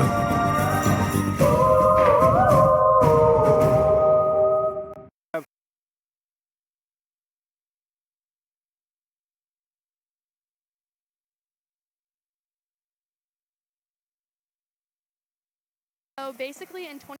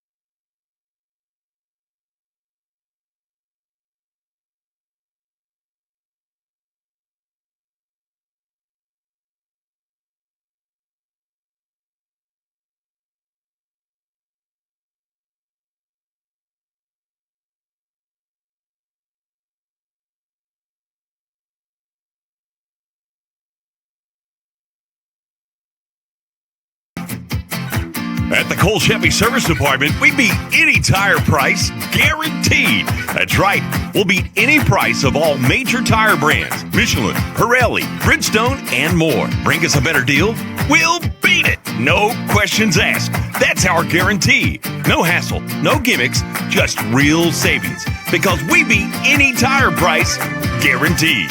Route 460 at the state line, Bluefield, West Virginia. Cole Chevy, just better. Let's face it, there's only one first. You've only had one first birthday, only one first bike, only one first best friend, and into adulthood, those firsts keep on coming. Your first new car, hot off the showroom, your first home and mortgage, your first child with new responsibilities. And then there's First Sentinel, a community bank ready to help you and your family with all those firsts, seconds, thirds. First Sentinel Bank, member FDIC, and equal housing lender. It's tailgate season. Hometown Shell is your one-stop shop for all the game day essentials. Candy, drinks, snacks, and more. And don't forget to shop the best selection of game day favorites in our 33-degree walk-in beer cave. Whether you're cheering from the stands or hosting at home, we've got the perfect brew for every fan. Pick the winning team by stopping by Hometown Shell. Come experience the hometown difference. French toast nibblers or breakfast nachos? Actually, I was thinking about heading out only because I want to beat the traffic. The best part of the sleepovers the next day. I was going to throw the games on. You're a Notre Dame guy. I'm from Texas. Winners never compromise. What? Yeah. I mean, how can you call yourself a sports fan without Xfinity? You got multi-view. The best college and pro games all in one place? I'm not going anywhere. You ever tried pancakes and guac? You're about to. Yes, let's go! I got a little recipe that I can't tell you, but I think you're going to be happy. This football season, make the Rail Yard your home turf for food, fun, and unbeatable deals. Tuesdays, buy one, get one free with BOGO Burger Night. Wednesdays, 89-cent wings that'll have your whole team coming back for more. Fridays, shake it up with $5 martinis. And Sundays, kids eat free while you catch the game on the big screens. Touchdowns taste better at the Rail Yard. Bring 'em to the yard. Medicine. Here, it's more than a practice.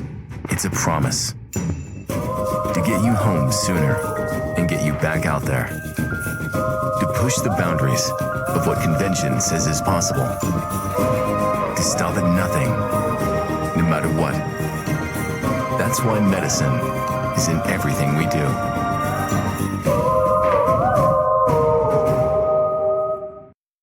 I was one of the guys out there.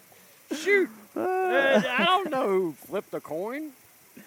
42. The referee. Yeah.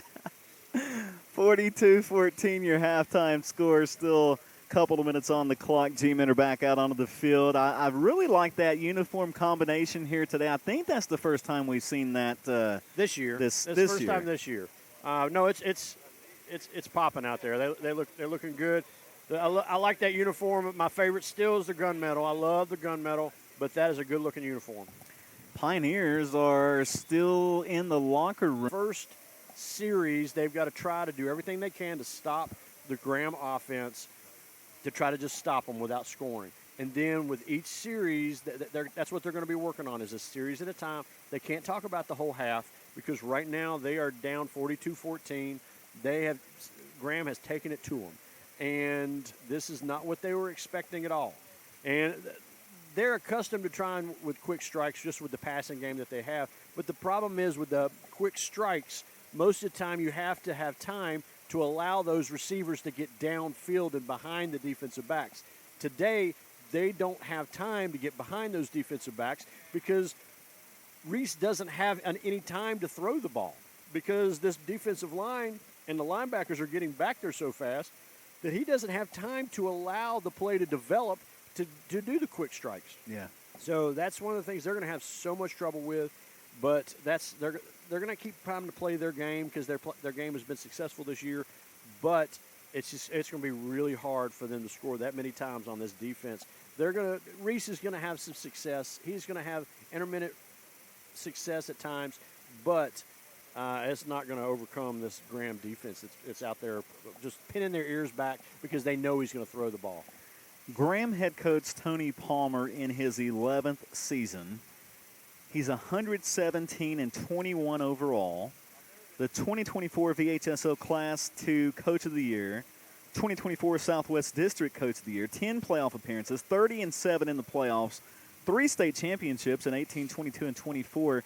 A word that always comes to mind that I feel like we've used so many times through the years of watching Coach Palmer and his teams is adjustments. And Palmer and his coaching staff are fantastic in finding those things that they need to make those little small adjustments on. But, Eric, this year it's a little bit different because it's not really necessarily been a mid-game adjustment, and then they come out firing in the second half. It's been like a season. Yeah, a weekly adjustment. Those first couple of weeks, they didn't really look like a superior Graham team that they were last year. But now, by golly, these last couple of weeks, man. First couple games of the year, there was no cohesion out there. You had a bunch of individuals trying to do more than just their job. After the third game of the season, when we hit the Princeton game, was the change. Yes. They looked so much better. They started playing like a team. You had guys out there that were doing their jobs. They weren't trying to do somebody else's job. They were staying in their lane and doing their job because they're a team. There can't be a bunch of individuals out there. And this team became aggressive. They started playing as a team. They had each other's backs. I mean, just like the blocking. There are no stats for these fantastic blocks that we've seen. But these kids, it's unselfish acts that they've been doing. Lily, the blocking that he's done, we've bragged on him for the past 3 or 4 games with the blocking that he's done. But it's not just him, it's the receivers. It's the other running backs, the offensive line coming off the ball and staying on their block. It's just they have been doing this. It's the little things that all add up to the big thing. Both teams are back on to the field. The Pioneers trying to get in some last-second reps there.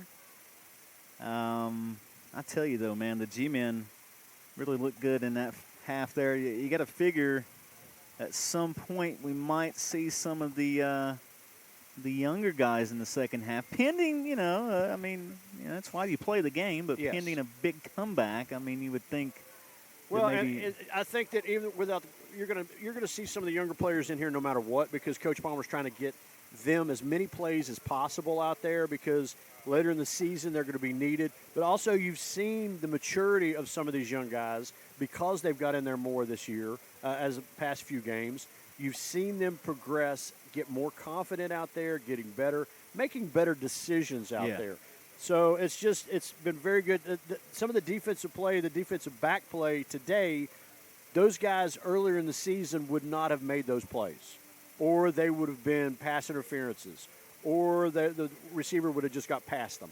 And the tackling also. Tackling at the beginning of the season. That happens a lot of times at the beginning of the season. You have these kids that go out there and they are tackling high. They're not following through. But that's what they're doing now. I love seeing the progression of Jeremiah Quick, how he has progressed game. He's gotten better each game, and he's been phenomenal in this first half. Yeah, he had a fantastic first half of football for sure. Now here we go. We got the kickoff. They've done they've done squib kicks so far. So let's see if that's what they do again this time. Got Caden Banks and A.J. Bradshaw back deep for the G-men to return this kick. Second half officially underway as Curry, a little squibber again, fielded at the 29 by the G-men. Up across the 35 to the 40. And that was Garrett Palmer. Palmer brought down at the 33-yard line. That's where the G-men, 43-yard line, I beg your pardon. That's where the G-men will start this first drive of the second half. You got a lot of young guys out there for that kickoff return. There's a lot of speed, too, that was out there. Hard to believe only 2 more regular season games. This has been a weird season. After today. And I believe you got Palmer back there at the quarterback position. Gage Palmer, right? Yeah. Yes. Gage Palmer. Gage Palmer. And two receivers to his right. Quick goes right to left. And Gage Palmer just keeps it, brings it right good side. blocking. Running room, midfield of the 50, now 45, getting a little fancy with his footwork there as he spins his way to the 42-yard line. Great block by Jeremiah Quick right there. He took out a linebacker that was bearing down on Palmer and just locked in with him and took him out of the whole play. About 14 yards on the carry there, and a fresh set of downs for the G-men. One play into the second half, and they are into Lebanon territory at the 42. Break the huddle, and Gage Palmer in there, QB, with two receivers to his right. And Gabe Lilly is to the left, and that's exactly where Gage Palmer goes. Ooh. He's hit this time immediately. He's going to lose a yard. Yeah, they got him immediately on that one. Kind of awkwardly tackled as well. Yeah, one got high, one got low, and he's sort of limping off right now. So Palmer will come out, and Dalton Roberts will re-enter the contest for the G-men. Palmer might want to go over and sit down for a second. He's got one of the staff talking to him right now, the medical staff. Graham's very fortunate with the medical personnel that we have at each game. Absolutely. Dalton Roberts from the shotgun. He gives it to Garrett Palmer on the jet sweep far side of the field. Palmer cuts it back inside for a couple of yards to the 40. Give him 2. And so as we start to wind the regular season down, Eric, and I guess we can go ahead and start, mention that P word. We can talk about playoffs. We can talk about them. Is this Lebanon team a viable threat in Region 2D? On paper before last week, one would say, yeah, they're in the conversation. But after these last couple of weeks, realistically, are they? It just depends on the type of team that they play against. Roberts really. to throw. Good Pass throw. is complete at the 27. That's Jordan Kegley on the reception. Good job by Kegley. He found a open spot in that defense, a little kink in the armor right there, kind of sit down right there in that little spot. Roberts got it to him. Good catch. And good job keeping a hold of the ball because you had multiple Pioneers that were trying to strip him. And the G-men break the huddle. They're ready to go here. A receiver either side for Dalton Roberts. First down and 10. Takes a snap. Gets behind Gabe Lilly and plows ahead for about 5 yards. To the 22. And just let that clock continue to roll. 9:30 to play. G-men just outside the red zone. Gage Palmer came back in. I'm glad to see him back in after sort of limping off last time. Palmer has ran well today. He has. You've had a lot of players that have done real well today. You got Lilly back there at quarterback right now. We've had 3 different Graham players take snaps at the QB position today. In Roberts, Lilly, and Gage Palmer. And Lilly going to keep it himself this time. He kind of ran into Garrett Palmer. Looked like they kind of tapped each other as they started that play. It was close to a face mask. You got a player down right now. Got one of our linemen. Not really sure. I think it's Jamonte. He is up off the turf. Helmet off. And that is Jermonte Hendricks. You got Simons will be. I'm pretty sure that's Simons that is coming in for him. Jermonte Hendricks, man, he's a beast. 6'1", 285, and a senior. Definitely a key part. He's a hard player. He's an energetic player out there. Fun to watch for sure. 3rd down and 2. They're going to send 2 receivers to the left. As Gabe Lilly in at QB now. And you got to figure he's going to follow Gage Palmer here to the right. He goes right up the gut, picks up the first down to the 14-yard line. Picked up 5 yards there, Eric. And I want to say what a big play that is by Simons, coming in at the center position with snapping the ball back in that shotgun. It was perfect snap. Him coming in cold like that. You got Lebanon bearing down on him, down that defensive line. It was a good snap. I just want to give a shout-out to him. That was a good play. Hendricks back in there now. First down and 10. 2 receivers to the left. Lily's going to keep it, and they'll bring him down for no gain. Yeah, that defensive lineman got through there on the opposite side pretty fast. 8:05 to play in the quarter. 42-14 Graham. G-Men looking for their 4th consecutive win and trying to hand Lebanon their 2nd consecutive loss. Yeah, you look at Region 2D. I mean, you know, the G-Men been playing well. Union, of course, they've played well. You got to figure that's 2 of the favorites again this year. You know, not really sure about Ridgeview and some of the other teams. I think Gate City's having a real good year. That's a team that you got to be aware of. Lily up the middle to the 10-yard line, 4-yard pickup. Gate City, I have heard a couple of good things about their squad this year. And it's hard to believe, but Eric, it's just a couple of weeks away. It is. Time's flying, man. It really is. You got Halloween next week. We're playing on a Thursday night. Playing on Thursday night because you have Tazewell County's going into fall break starting on that Friday, so no school.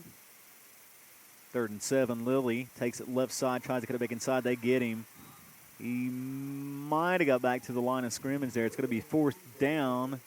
Let's kick a field goal. About 5. Call it 4th and 5. They're going to kick a field goal. And Lucas Nash runs on to the field. So it'll be about a 27-yarder? Let's see. Yeah, about a 27-yarder. 28. 27-28. Tristan Shoup will be the holder here. Let's see if Nash can connect on this one right here. We'll call it 28 yards. The snap, the hold, the kick is up, and by golly, that is a fine-looking kick. It's good. 45-14 after Nash connects on the 28-yard field goal. 6:15 to play in the 3rd quarter. Graham football on Kicks Country and online at kickscountry.com.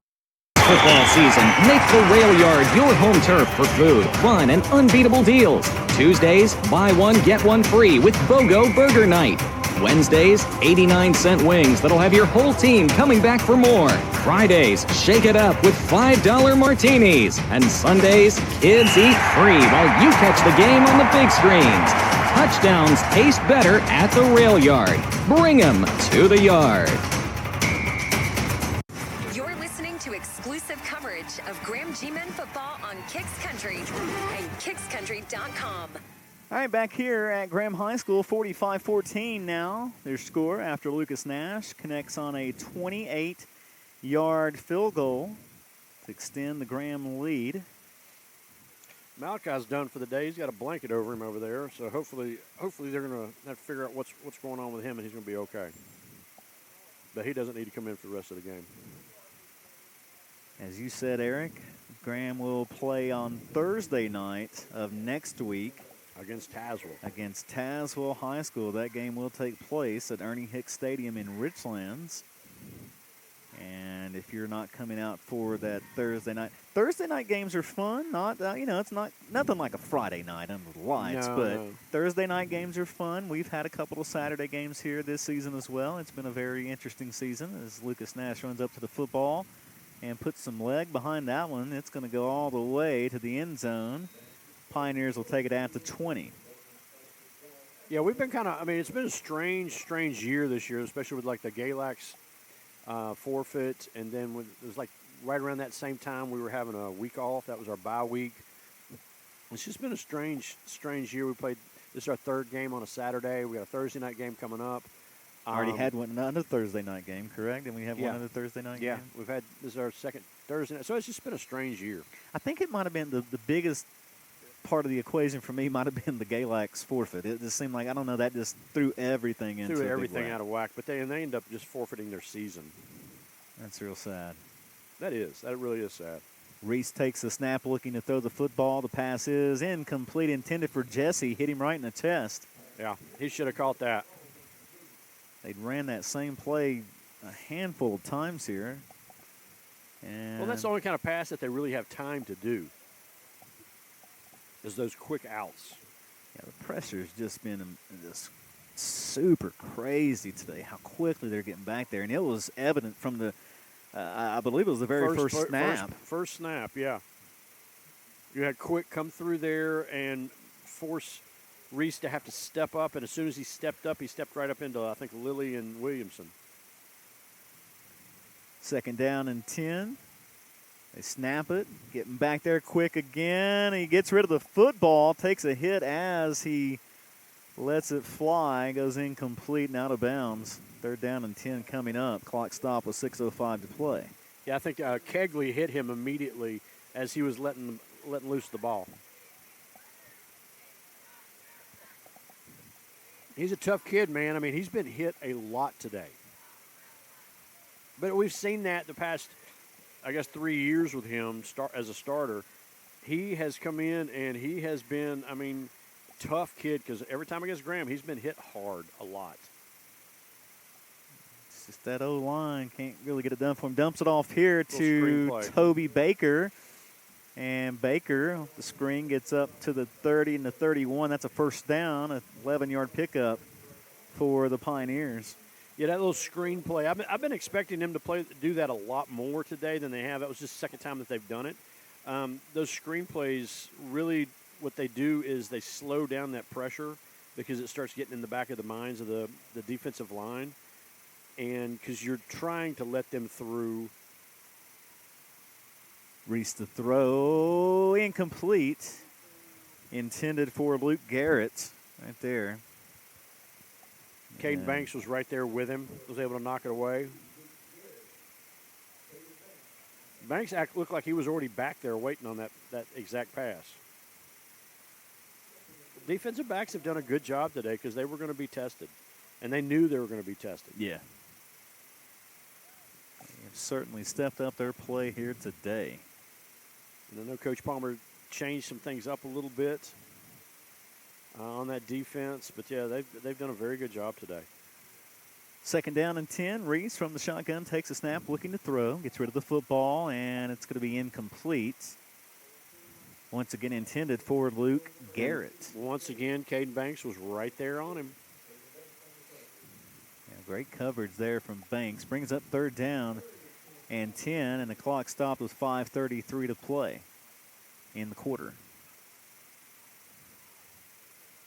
So if Graham can stop them here, score, then we can have a run of clock.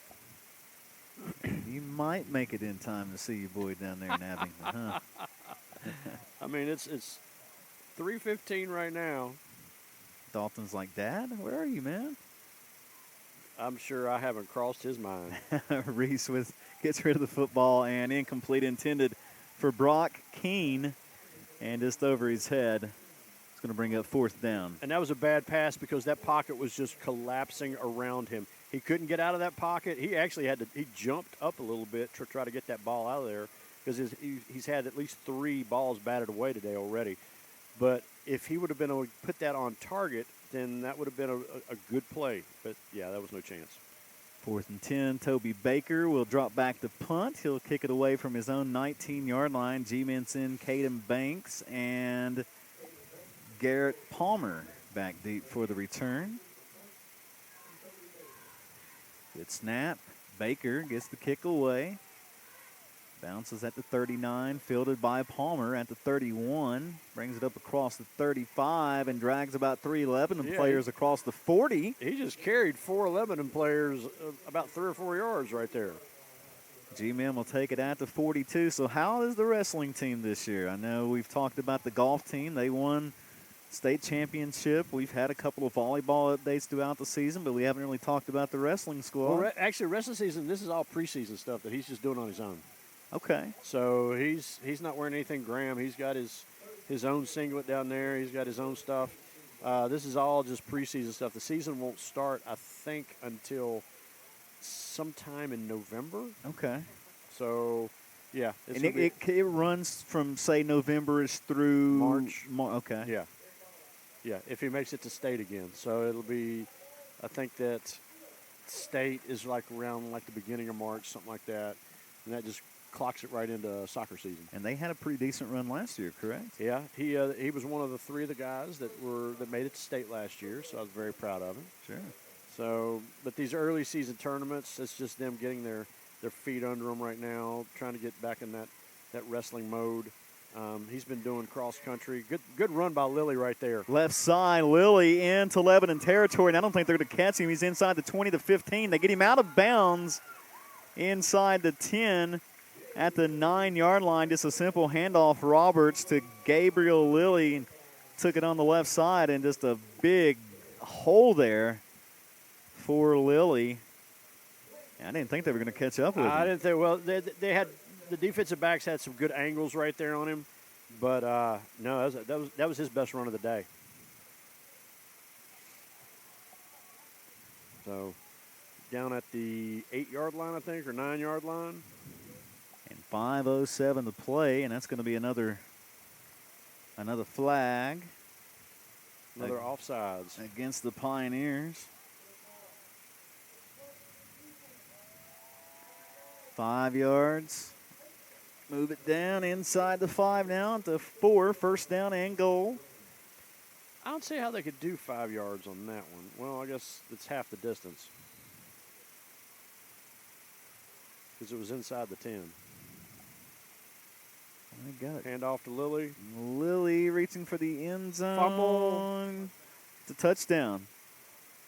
Gabriel Lilly, they're going to say he was in before the football came loose. And that is a 4-yard touchdown run from Gabriel Lilly for the G-Men to extend the lead. Happy to see Lilly with some success on this series. It's his first rushing touchdown of the afternoon. It comes with 5:02 to play in the quarter. And Lucas Nash for another PAT. He's been perfect on the afternoon so far. Snap, hold, kick is up, and the kick is once again good. It's 52-14 in favor of the G-Men. Graham football on Kicks Country and online at kickscountry.com. Come see us today. Football season, make the Rail Yard your home turf for food, fun, and unbeatable deals. Tuesdays, buy one, get one free with BOGO Burger Night. Wednesdays, 89-cent wings that'll have your whole team coming back for more.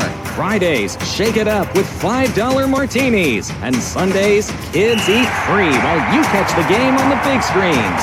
Touchdowns taste better at the Rail Yard. Bring them to the yard.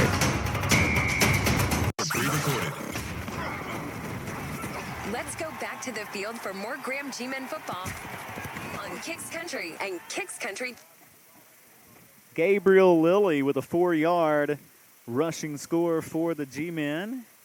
And Lucas Nash, another PAT. It's good. 52-14. All Graham here on Senior Day 2025 for the G-Men. Had all the seniors from the band, esports, cheer, volleyball, golf, everybody. Cross country. Yeah. Had them all. Everybody in the house. Good-looking crew out there earlier today. Just before the game started, everybody got their name called out and got the acknowledgement that they so deserve with their just being their recognized. That was nice having the families out there with them. It was very nice.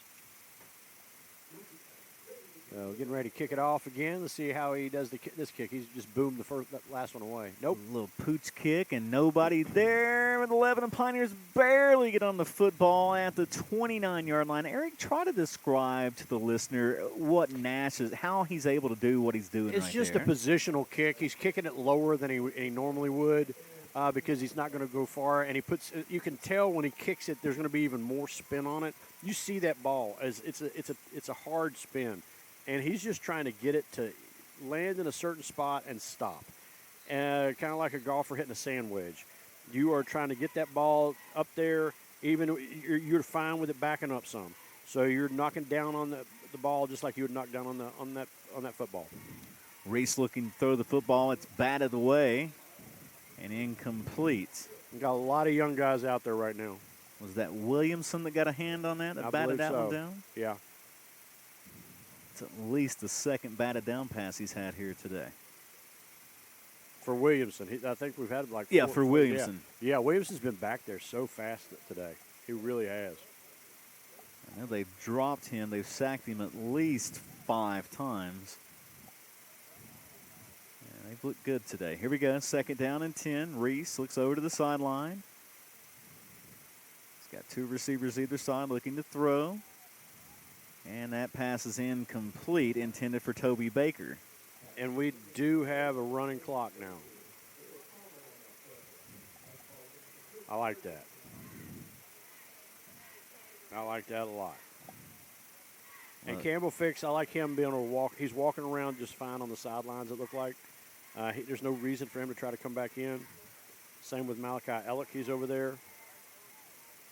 Yeah, I saw Campbell on the exercise bike there a minute ago. Trying to work that out of there as Reese fakes the handoff to Baker. He keeps it himself and picks up a yard to the 30. And Gage Palmer got him down pretty much immediately with Jasir Williamson. And I think little brother Garrett was in on that tackle too. It's going to be 4th down, and they're going to be punting. So the Pioneers will finally return home after 3 straight games on the road. They'll host Virginia High in Southwest District play next week. The Pioneers will look to stop a 4-game losing streak to the Bearcats in that one. That'll probably be a pretty good game. That's what I was going to say. That will probably be a pretty good contest. I think Lebanon's got them. As Banks fills the punt at the 35, up to the 40, gets to the 45. That's where they bring down Caden Banks. G-Men offense will retake the field. In 2 weeks, the Pioneers will close out the 2025 season in Southwest District play by hosting the Tazewell Bulldogs. Tazewell won last year's thrilling high-scoring affair. You may remember it went into double overtime. 62-61 was the final in that game. Wow. I don't remember that one. So those 2 teams will collide to close out the regular season. We got Tazewell next week. G-Men will get the Bulldogs next week, and then they'll close out the regular season in 2 weeks at Ernie Hicks Stadium by taking on a much-improved Richlands Blue Tornado Ball Club. That's exactly how I was going to describe them, much improved. They looked really good last night against the Bulldogs. As the G-Men snap it, no running room there, quarterback keeper back to the line of scrimmage. I would really like Roberts out of there. Go ahead and put Palmer in at quarterback, Garrett. I don't like him running right now. Yeah, there's really no point from being in there. There really isn't. I mean, I know you got a lot of young guys. And I know Garrett's he plays wide receiver, and he's out there a lot. And we don't have that many players, so a lot of these kids don't have backups. G-Men will improve. That pass is complete to Banks. Banks about a yard shy of the 1st down. And that's probably going to be the final play of the 3rd quarter.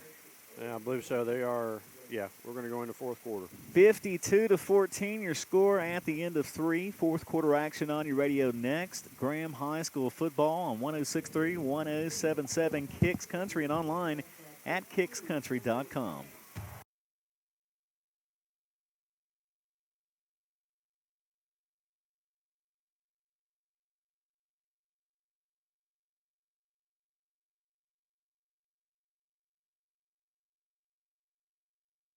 Your home turf for food, fun, and unbeatable deals. Tuesdays, buy one, get one free with BOGO Burger Night.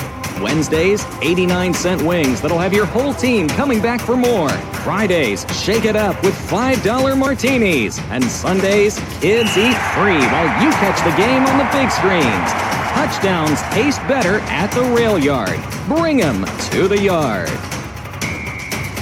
The Bill Cole Auto Mall is your go-to destination for incredible deals on new and certified pre-owned vehicles. With every purchase, you get the Bill Cole Advantage absolutely free, which includes a lifetime powertrain warranty, plus get our free premium ceramic coating process with 3-year paint and interior protection. The no-cost Cole Connect app offers a $10,000 theft recovery guarantee, vehicle health reports, recall notifications, and service reminders. Visit us today to unlock the Bill Cole Advantage or go. As the G-Men with a 52-14 lead. And looks like got the Palmer brothers in the backfield there. Now as Garrett will be taking the snaps. And he's going to follow Gage right up the middle. And look at Garrett just keeping those legs moving to pick up a couple extra yards there. We've said it many times this year. He's a heck of an athlete. You got some other young guys out there. Got Dion Cooper and a couple other young guys. See Coach Palmer getting some of these guys in. First down and 10. Garrett Palmer takes a snap, keeps it again right up the middle. And he'll pick up about 8 yards to the 31-yard line as that clock continues to roll. Running clock here. Rest of the way, 52-14, your score. And the G-Men looking towards playing against Tazewell next week. Tazewell having a rough year so far right now. But it's always, they play hard. They're coming in to win. They had a rough game last night against Richlands.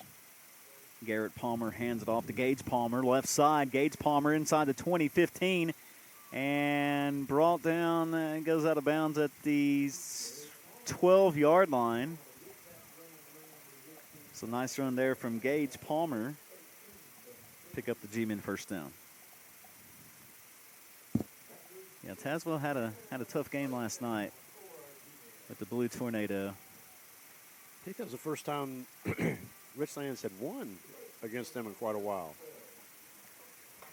Which is still kind of weird in a sense, just remembering back how Richland were so dominant for so many years as the G-Men handed off again right up the middle for a couple of yards. And teams have waves. 4 or 5 yards. Yeah, there's waves. There really is. I mean, Richlands for a few years there, they were a dominant team. They had some great athletes. They were a team that you were concerned about when you had them on that week. Yeah.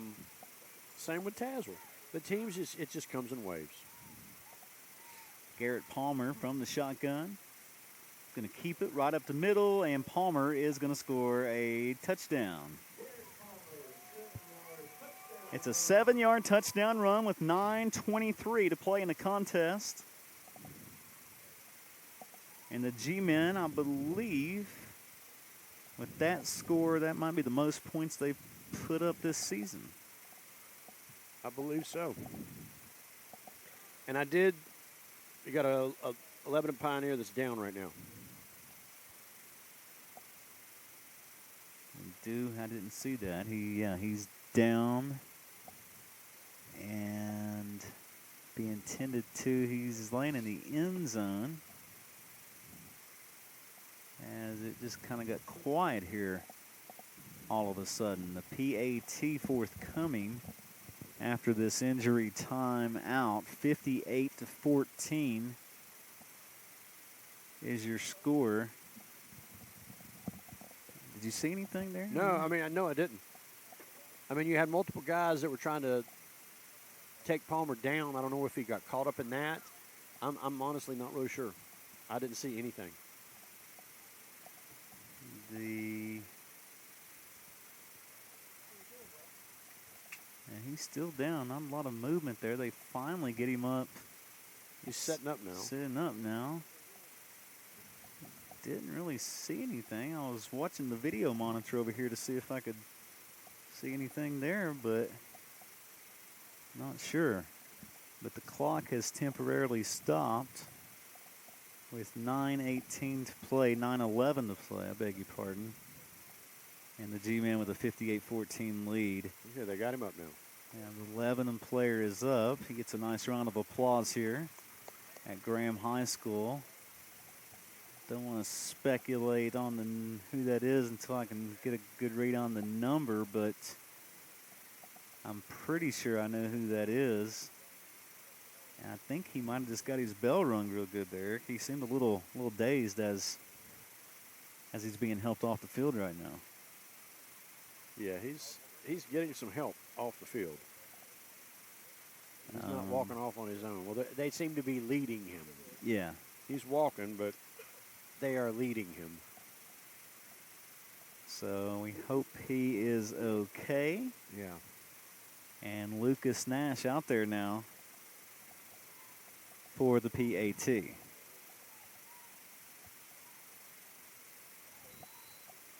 All right, there's the whistle, and we are ready to go. Here comes the snap and the hold. And the kick from Nash is up, and it's good. Now 59-14. It's Graham High School football on Kicks Country and online at Kicks Country. Football season, and Ramey Auto Group is bringing the heat. Whether you're tailgating before kickoff or heading to the post-game party, we've got the perfect ride to get you there. Ramey proudly supports local football across our region, and our winning lineup is built for champions like you. We support all of our 15 local schools. Score big at any of our 5 locations or start your drive at RameyCars.com. At Ramey, it's always your deal, your way. Fincastle would like to invite you for fun, food, and relaxation. Come on up to our bar and restaurant or relax by the pool. Enjoy live music and test your skills in our cornhole tournaments. Swing by our 18-hole championship golf course. Perfect your swing at the driving range. And gear up at our pro shop. Plus, our pickleball courts are always open. Fincastle has something for the whole family to enjoy. For more information about events and specials, visit Fincastle on Facebook. 2017 came in today 39-0.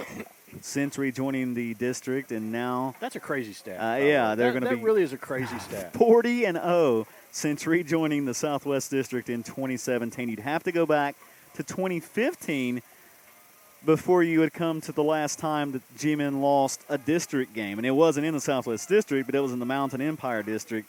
Week 8 of 2015, the last time the G-Men lost a district contest. So yeah, that is pretty spectacular. Wow, that's pretty awesome.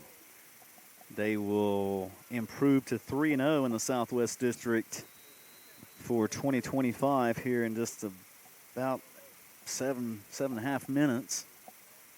As Nash puts the football in the air. Fielded by Baker at the 10, up to the 15, hit by Garrett Palmer at the 19-yard line. Yeah, he just tracked him down and took him down.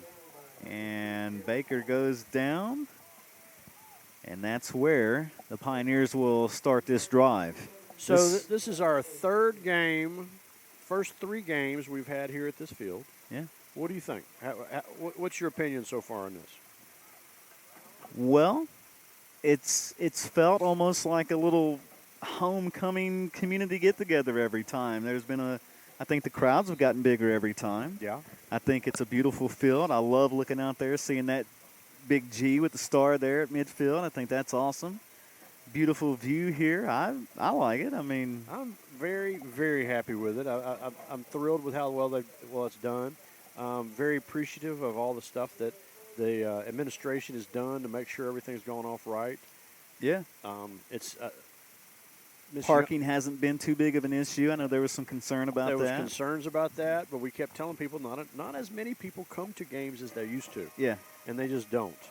And so great job of Miss Young, Mr. Sparks, Coach Buck. I mean, it was just they've done a very good job. The rest of the administration working to pull off these Saturdays and all the work that they do. You see Sparks out there painting parking spots and making sure these tents are up here on top of the roof and on Fridays. And it's just they've done a very good job. Just happy with what all they've done. So this is quite a bit of a success. When nobody was ready for this, nobody expected to be doing this year, but it's come off really well. not to put anybody on the spot or anything, but what, like, say this time next year, are we expecting kind of a similar thing? Do we think there'll be any progress made during the offseason? We hope to have some progress as soon as the season's over. We're trying to get some progress and start moving forward with more things. But like I said, we weren't prepared for this. We didn't expect to be here for 3 more years. Pioneers snap it. That's Toby Baker taking snaps now. And Baker will get up to about the 24-yard line. A little wildcat formation there. Yeah, I mean, a curveball was thrown your guys' way for sure. And just as an outsider looking in, I mean, I think, everybody affiliated from the school board to Graham High School, you guys have done an incredible job in pulling this off. And all things considered, I mean, it's got to be considered successful, right? Yes. I see this as quite a bit of a success. I really do. And the only issue people have had, it seems, is it's been hot. Well, it fried one of my hot spots boxes there a couple of weeks ago as the Pioneers pitch it out to Luke Spencer. And Spencer gets up to the 45-yard line. That's where he goes out of bounds. It'll be first down for the Pioneers. We got 5:45 to play in the contest. And got all freshmen and sophomores out there right now. So it's nice for them to be out there and get some playing time. I think it really speaks to the level of programs as the Pioneers pitch it again to Luke Spencer. Ooh, and Spencer. That was a good tackle right there by Javon Lane. Javon and Jerron. Yeah, we got twin brothers out there. But I don't know, man. When you look at, not to keep beating a dead horse, but you look at Graham, you look at Union,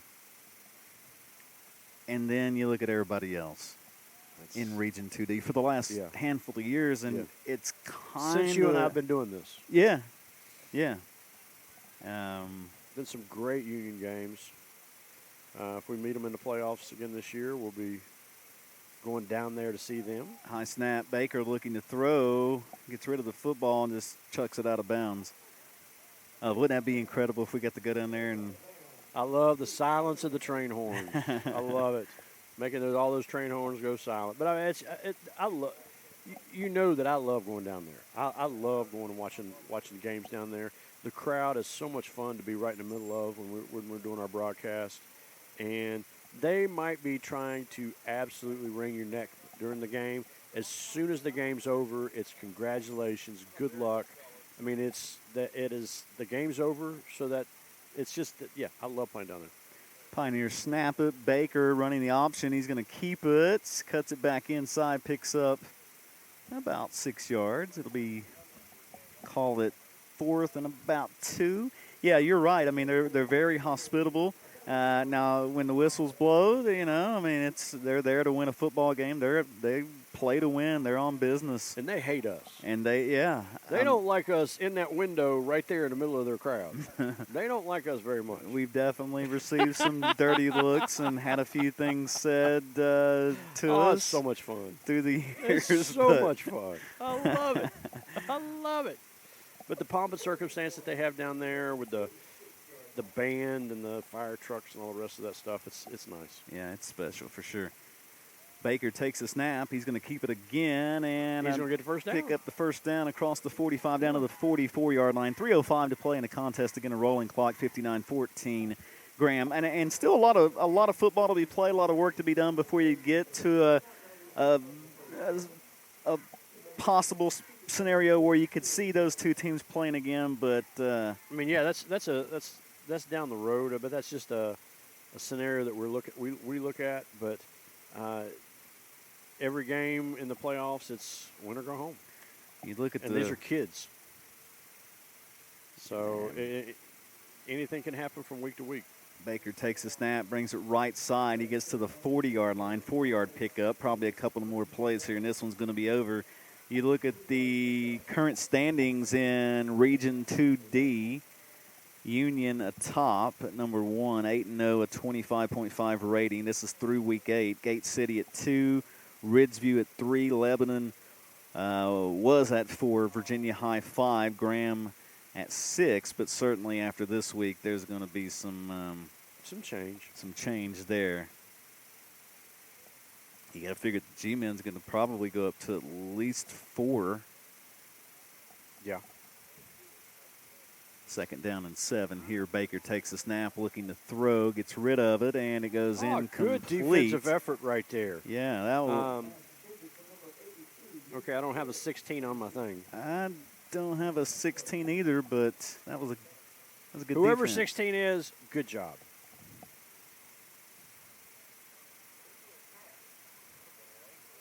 So it's going to be 3rd down and 7. And literally another play here, and it's probably going to be over. Yeah. Again, Michael Reese is out. They slid wide receiver Toby Baker over. Take the snaps, runs the option here, pitches it to Luke Spencer, and Spencer is going to lose a yard. And it's going to be 4th down. We'll probably get one more play. So the G-Men will walk away with a win here this afternoon. It'll be 4 consecutive wins for Graham. I don't even know if they're going to snap it again. Lebanon doesn't seem to be in any kind of... They have to. I mean, it's 41 seconds on the clock, and then the play clock's at 13 seconds. I forgot about that play clock. That nasty old play clock. Graham forgot about it a couple times. Yeah, they forgot about it multiple times. All right, so Baker runs it right up the middle. Option there, picks up about 2 yards. That's going to be the final play of the contest as the teams will line up, shake hands, and go their separate ways here this afternoon. The G-Men win it 59-14. Now winners of 4 straight. Lebanon loses their 2nd game in a row as they fall to 6-2. We'll come back and recap it for you after this timeout. Graham High School football on Kicks Country and online at kickscountry.com. Want more than just another game? Whoa, Kristen, did you see that yellow flag? I sure did. That's going to be a penalty for sure. Nothing about this breaker box is in regulations. The refs are going to have a field day with this. They better call Mr. Sparky. That sounds like a good play for the home team to me. Your local Ace is the power place. Let's go. Ace has everything you need in the power section. Steel, Ego, Toro, Milwaukee, Craftsman. The helpful place can power your project big or small. The best part is the staff knows these products to give you project advice to save you time and trips back to the store. That's one of my favorite blowers.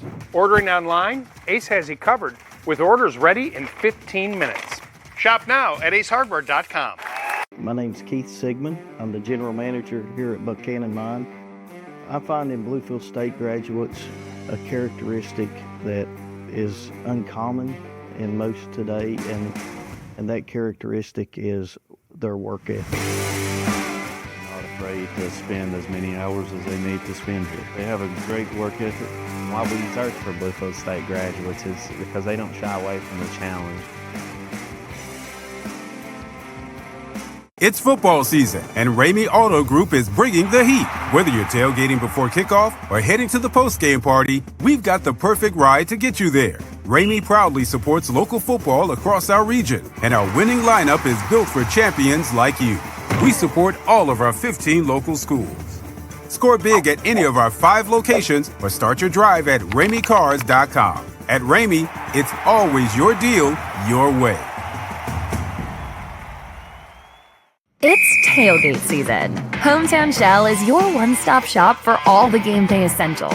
Candy, drinks, snacks, and more. And don't forget to shop the best selection of game day favorites in our 33-degree walk-in beer cave. Whether you're cheering from the stands or hosting at home, we've got the perfect brew for every fan. Pick the winning team by stopping 14 over the Lebanon Pioneers. This afternoon's scoring recap being brought to you by the Cole family of businesses. Cole Chevrolet, Ace Hardware, Hometown Shell, and the Rail Yard, proud supporters of your Graham G-Men. At the 7:17 mark, quarter number 1, Dalton Roberts with a 3-yard touchdown run to put the G-Men up 6-0. It would be 7-0 after Lucas Nash connects on the PAT. At 2:33 to play in that opening quarter, Gates Palmer with his first rushing touchdown of the day 14-yard quarterback keeper for the score. The PAT good, 14-0 Graham. Still in the first quarter when Lebanon gets on the scoreboard, Michael Reese finds Luke Garrett for a 45-yard touchdown toss. The PAT good, 14-7. That would be your score at the end of one in favor of the G-Men. With 8:36 to play in the second quarter, Gage Palmer with his second rushing touchdown of the afternoon. PAT good made it 21-7 Graham.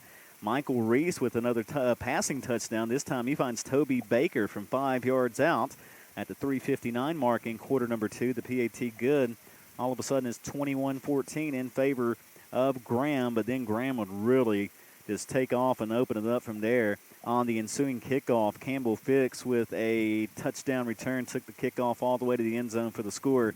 28-14 Graham after the PAT. Then Dalton Roberts finds Caden Banks for the touchdown. The PAT good made it 35-14 with 2:38 to play in the half. And with 24 seconds to play, still in the first half, it was the longest first half in high school football history. But with 24 seconds to play, Dalton Roberts finds Braylix Isabel from 5 yards out. The PAT good made it 42-14. That would be your halftime score. Second half scoring, Lucas Nash with a 28-yard field goal in the third quarter made it 45-14. Then Gabriel Lilly with a 4-yard touchdown run at the 5:02 mark in quarter number three made it 52-14. And then with 9:23 to play in the fourth quarter, Garrett Palmer with a rushing touchdown from 7 yards out. PAT good, 59-14. Tons of offense from Graham here today. Everybody getting in on the action. Eric, your thoughts on today's contest? It was just a dominant performance. We talked about that in the pregame, how important it was to out-physical them and to remind them who we are. And I believe that's exactly what they did today. They came out. They came and played hard. They came off the ball. They were excited to be out here. They knew this was the last game of the season they're going to play on this field. They really went at them. And they knew that Lebanon was coming in here with a lot of confidence, and they wanted to shatter that confidence as fast as they could, and they did that. Now, Mike Reese, great quarterback, but the problem is he just did not have the time to do anything. That defensive line was getting through there. Offensive line did a great job blocking.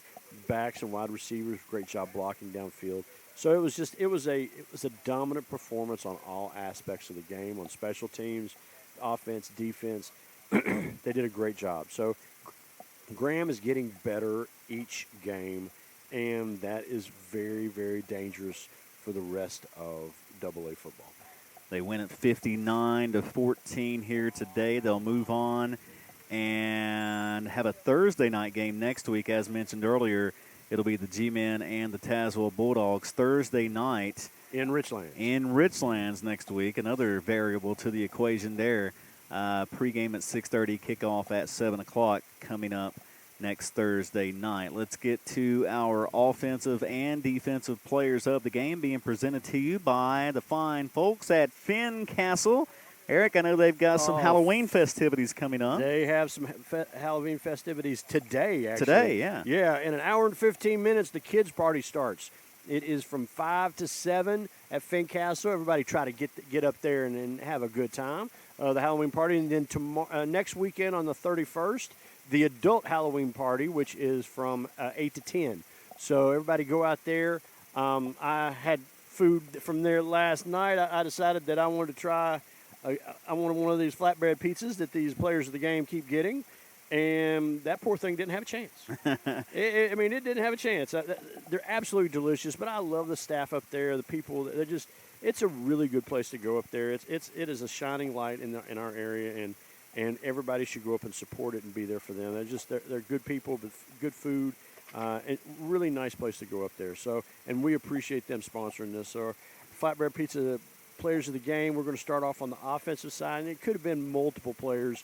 You had Dalton Roberts did a really good job. Gabriel Lilly, always done fantastic. Great blocking by offensive line, everybody. But I just saw Gage Palmer. Gage Palmer had a really, really good game. Every time he got the ball, he just fought so hard to get the extra yardage, and he just did a really good job. So offensive side, I'm giving it to Gage Palmer. On the D, it seriously could have been a bunch of guys. Gabriel Lilly, again, was all over the place. Jazeer Williamson, Sean Dow. There were so many of the guys out there that did such a good job. But I'll tell you what, somebody that made some key plays, and he was back there fast a lot of times, really good blocking. Jeremiah Quick is my defensive player of the game. There you go. Jeremiah Quick, the defensive player of the game. Gage Palmer taking the offensive player of the game, presented by Fincastle, and that delicious flatbread pizza. You mentioned yours was like barbecue or something? I had a barbecue chicken last night. That was mighty fine. That sounds mighty fine last night. I'm not going to lie. That was some good stuff.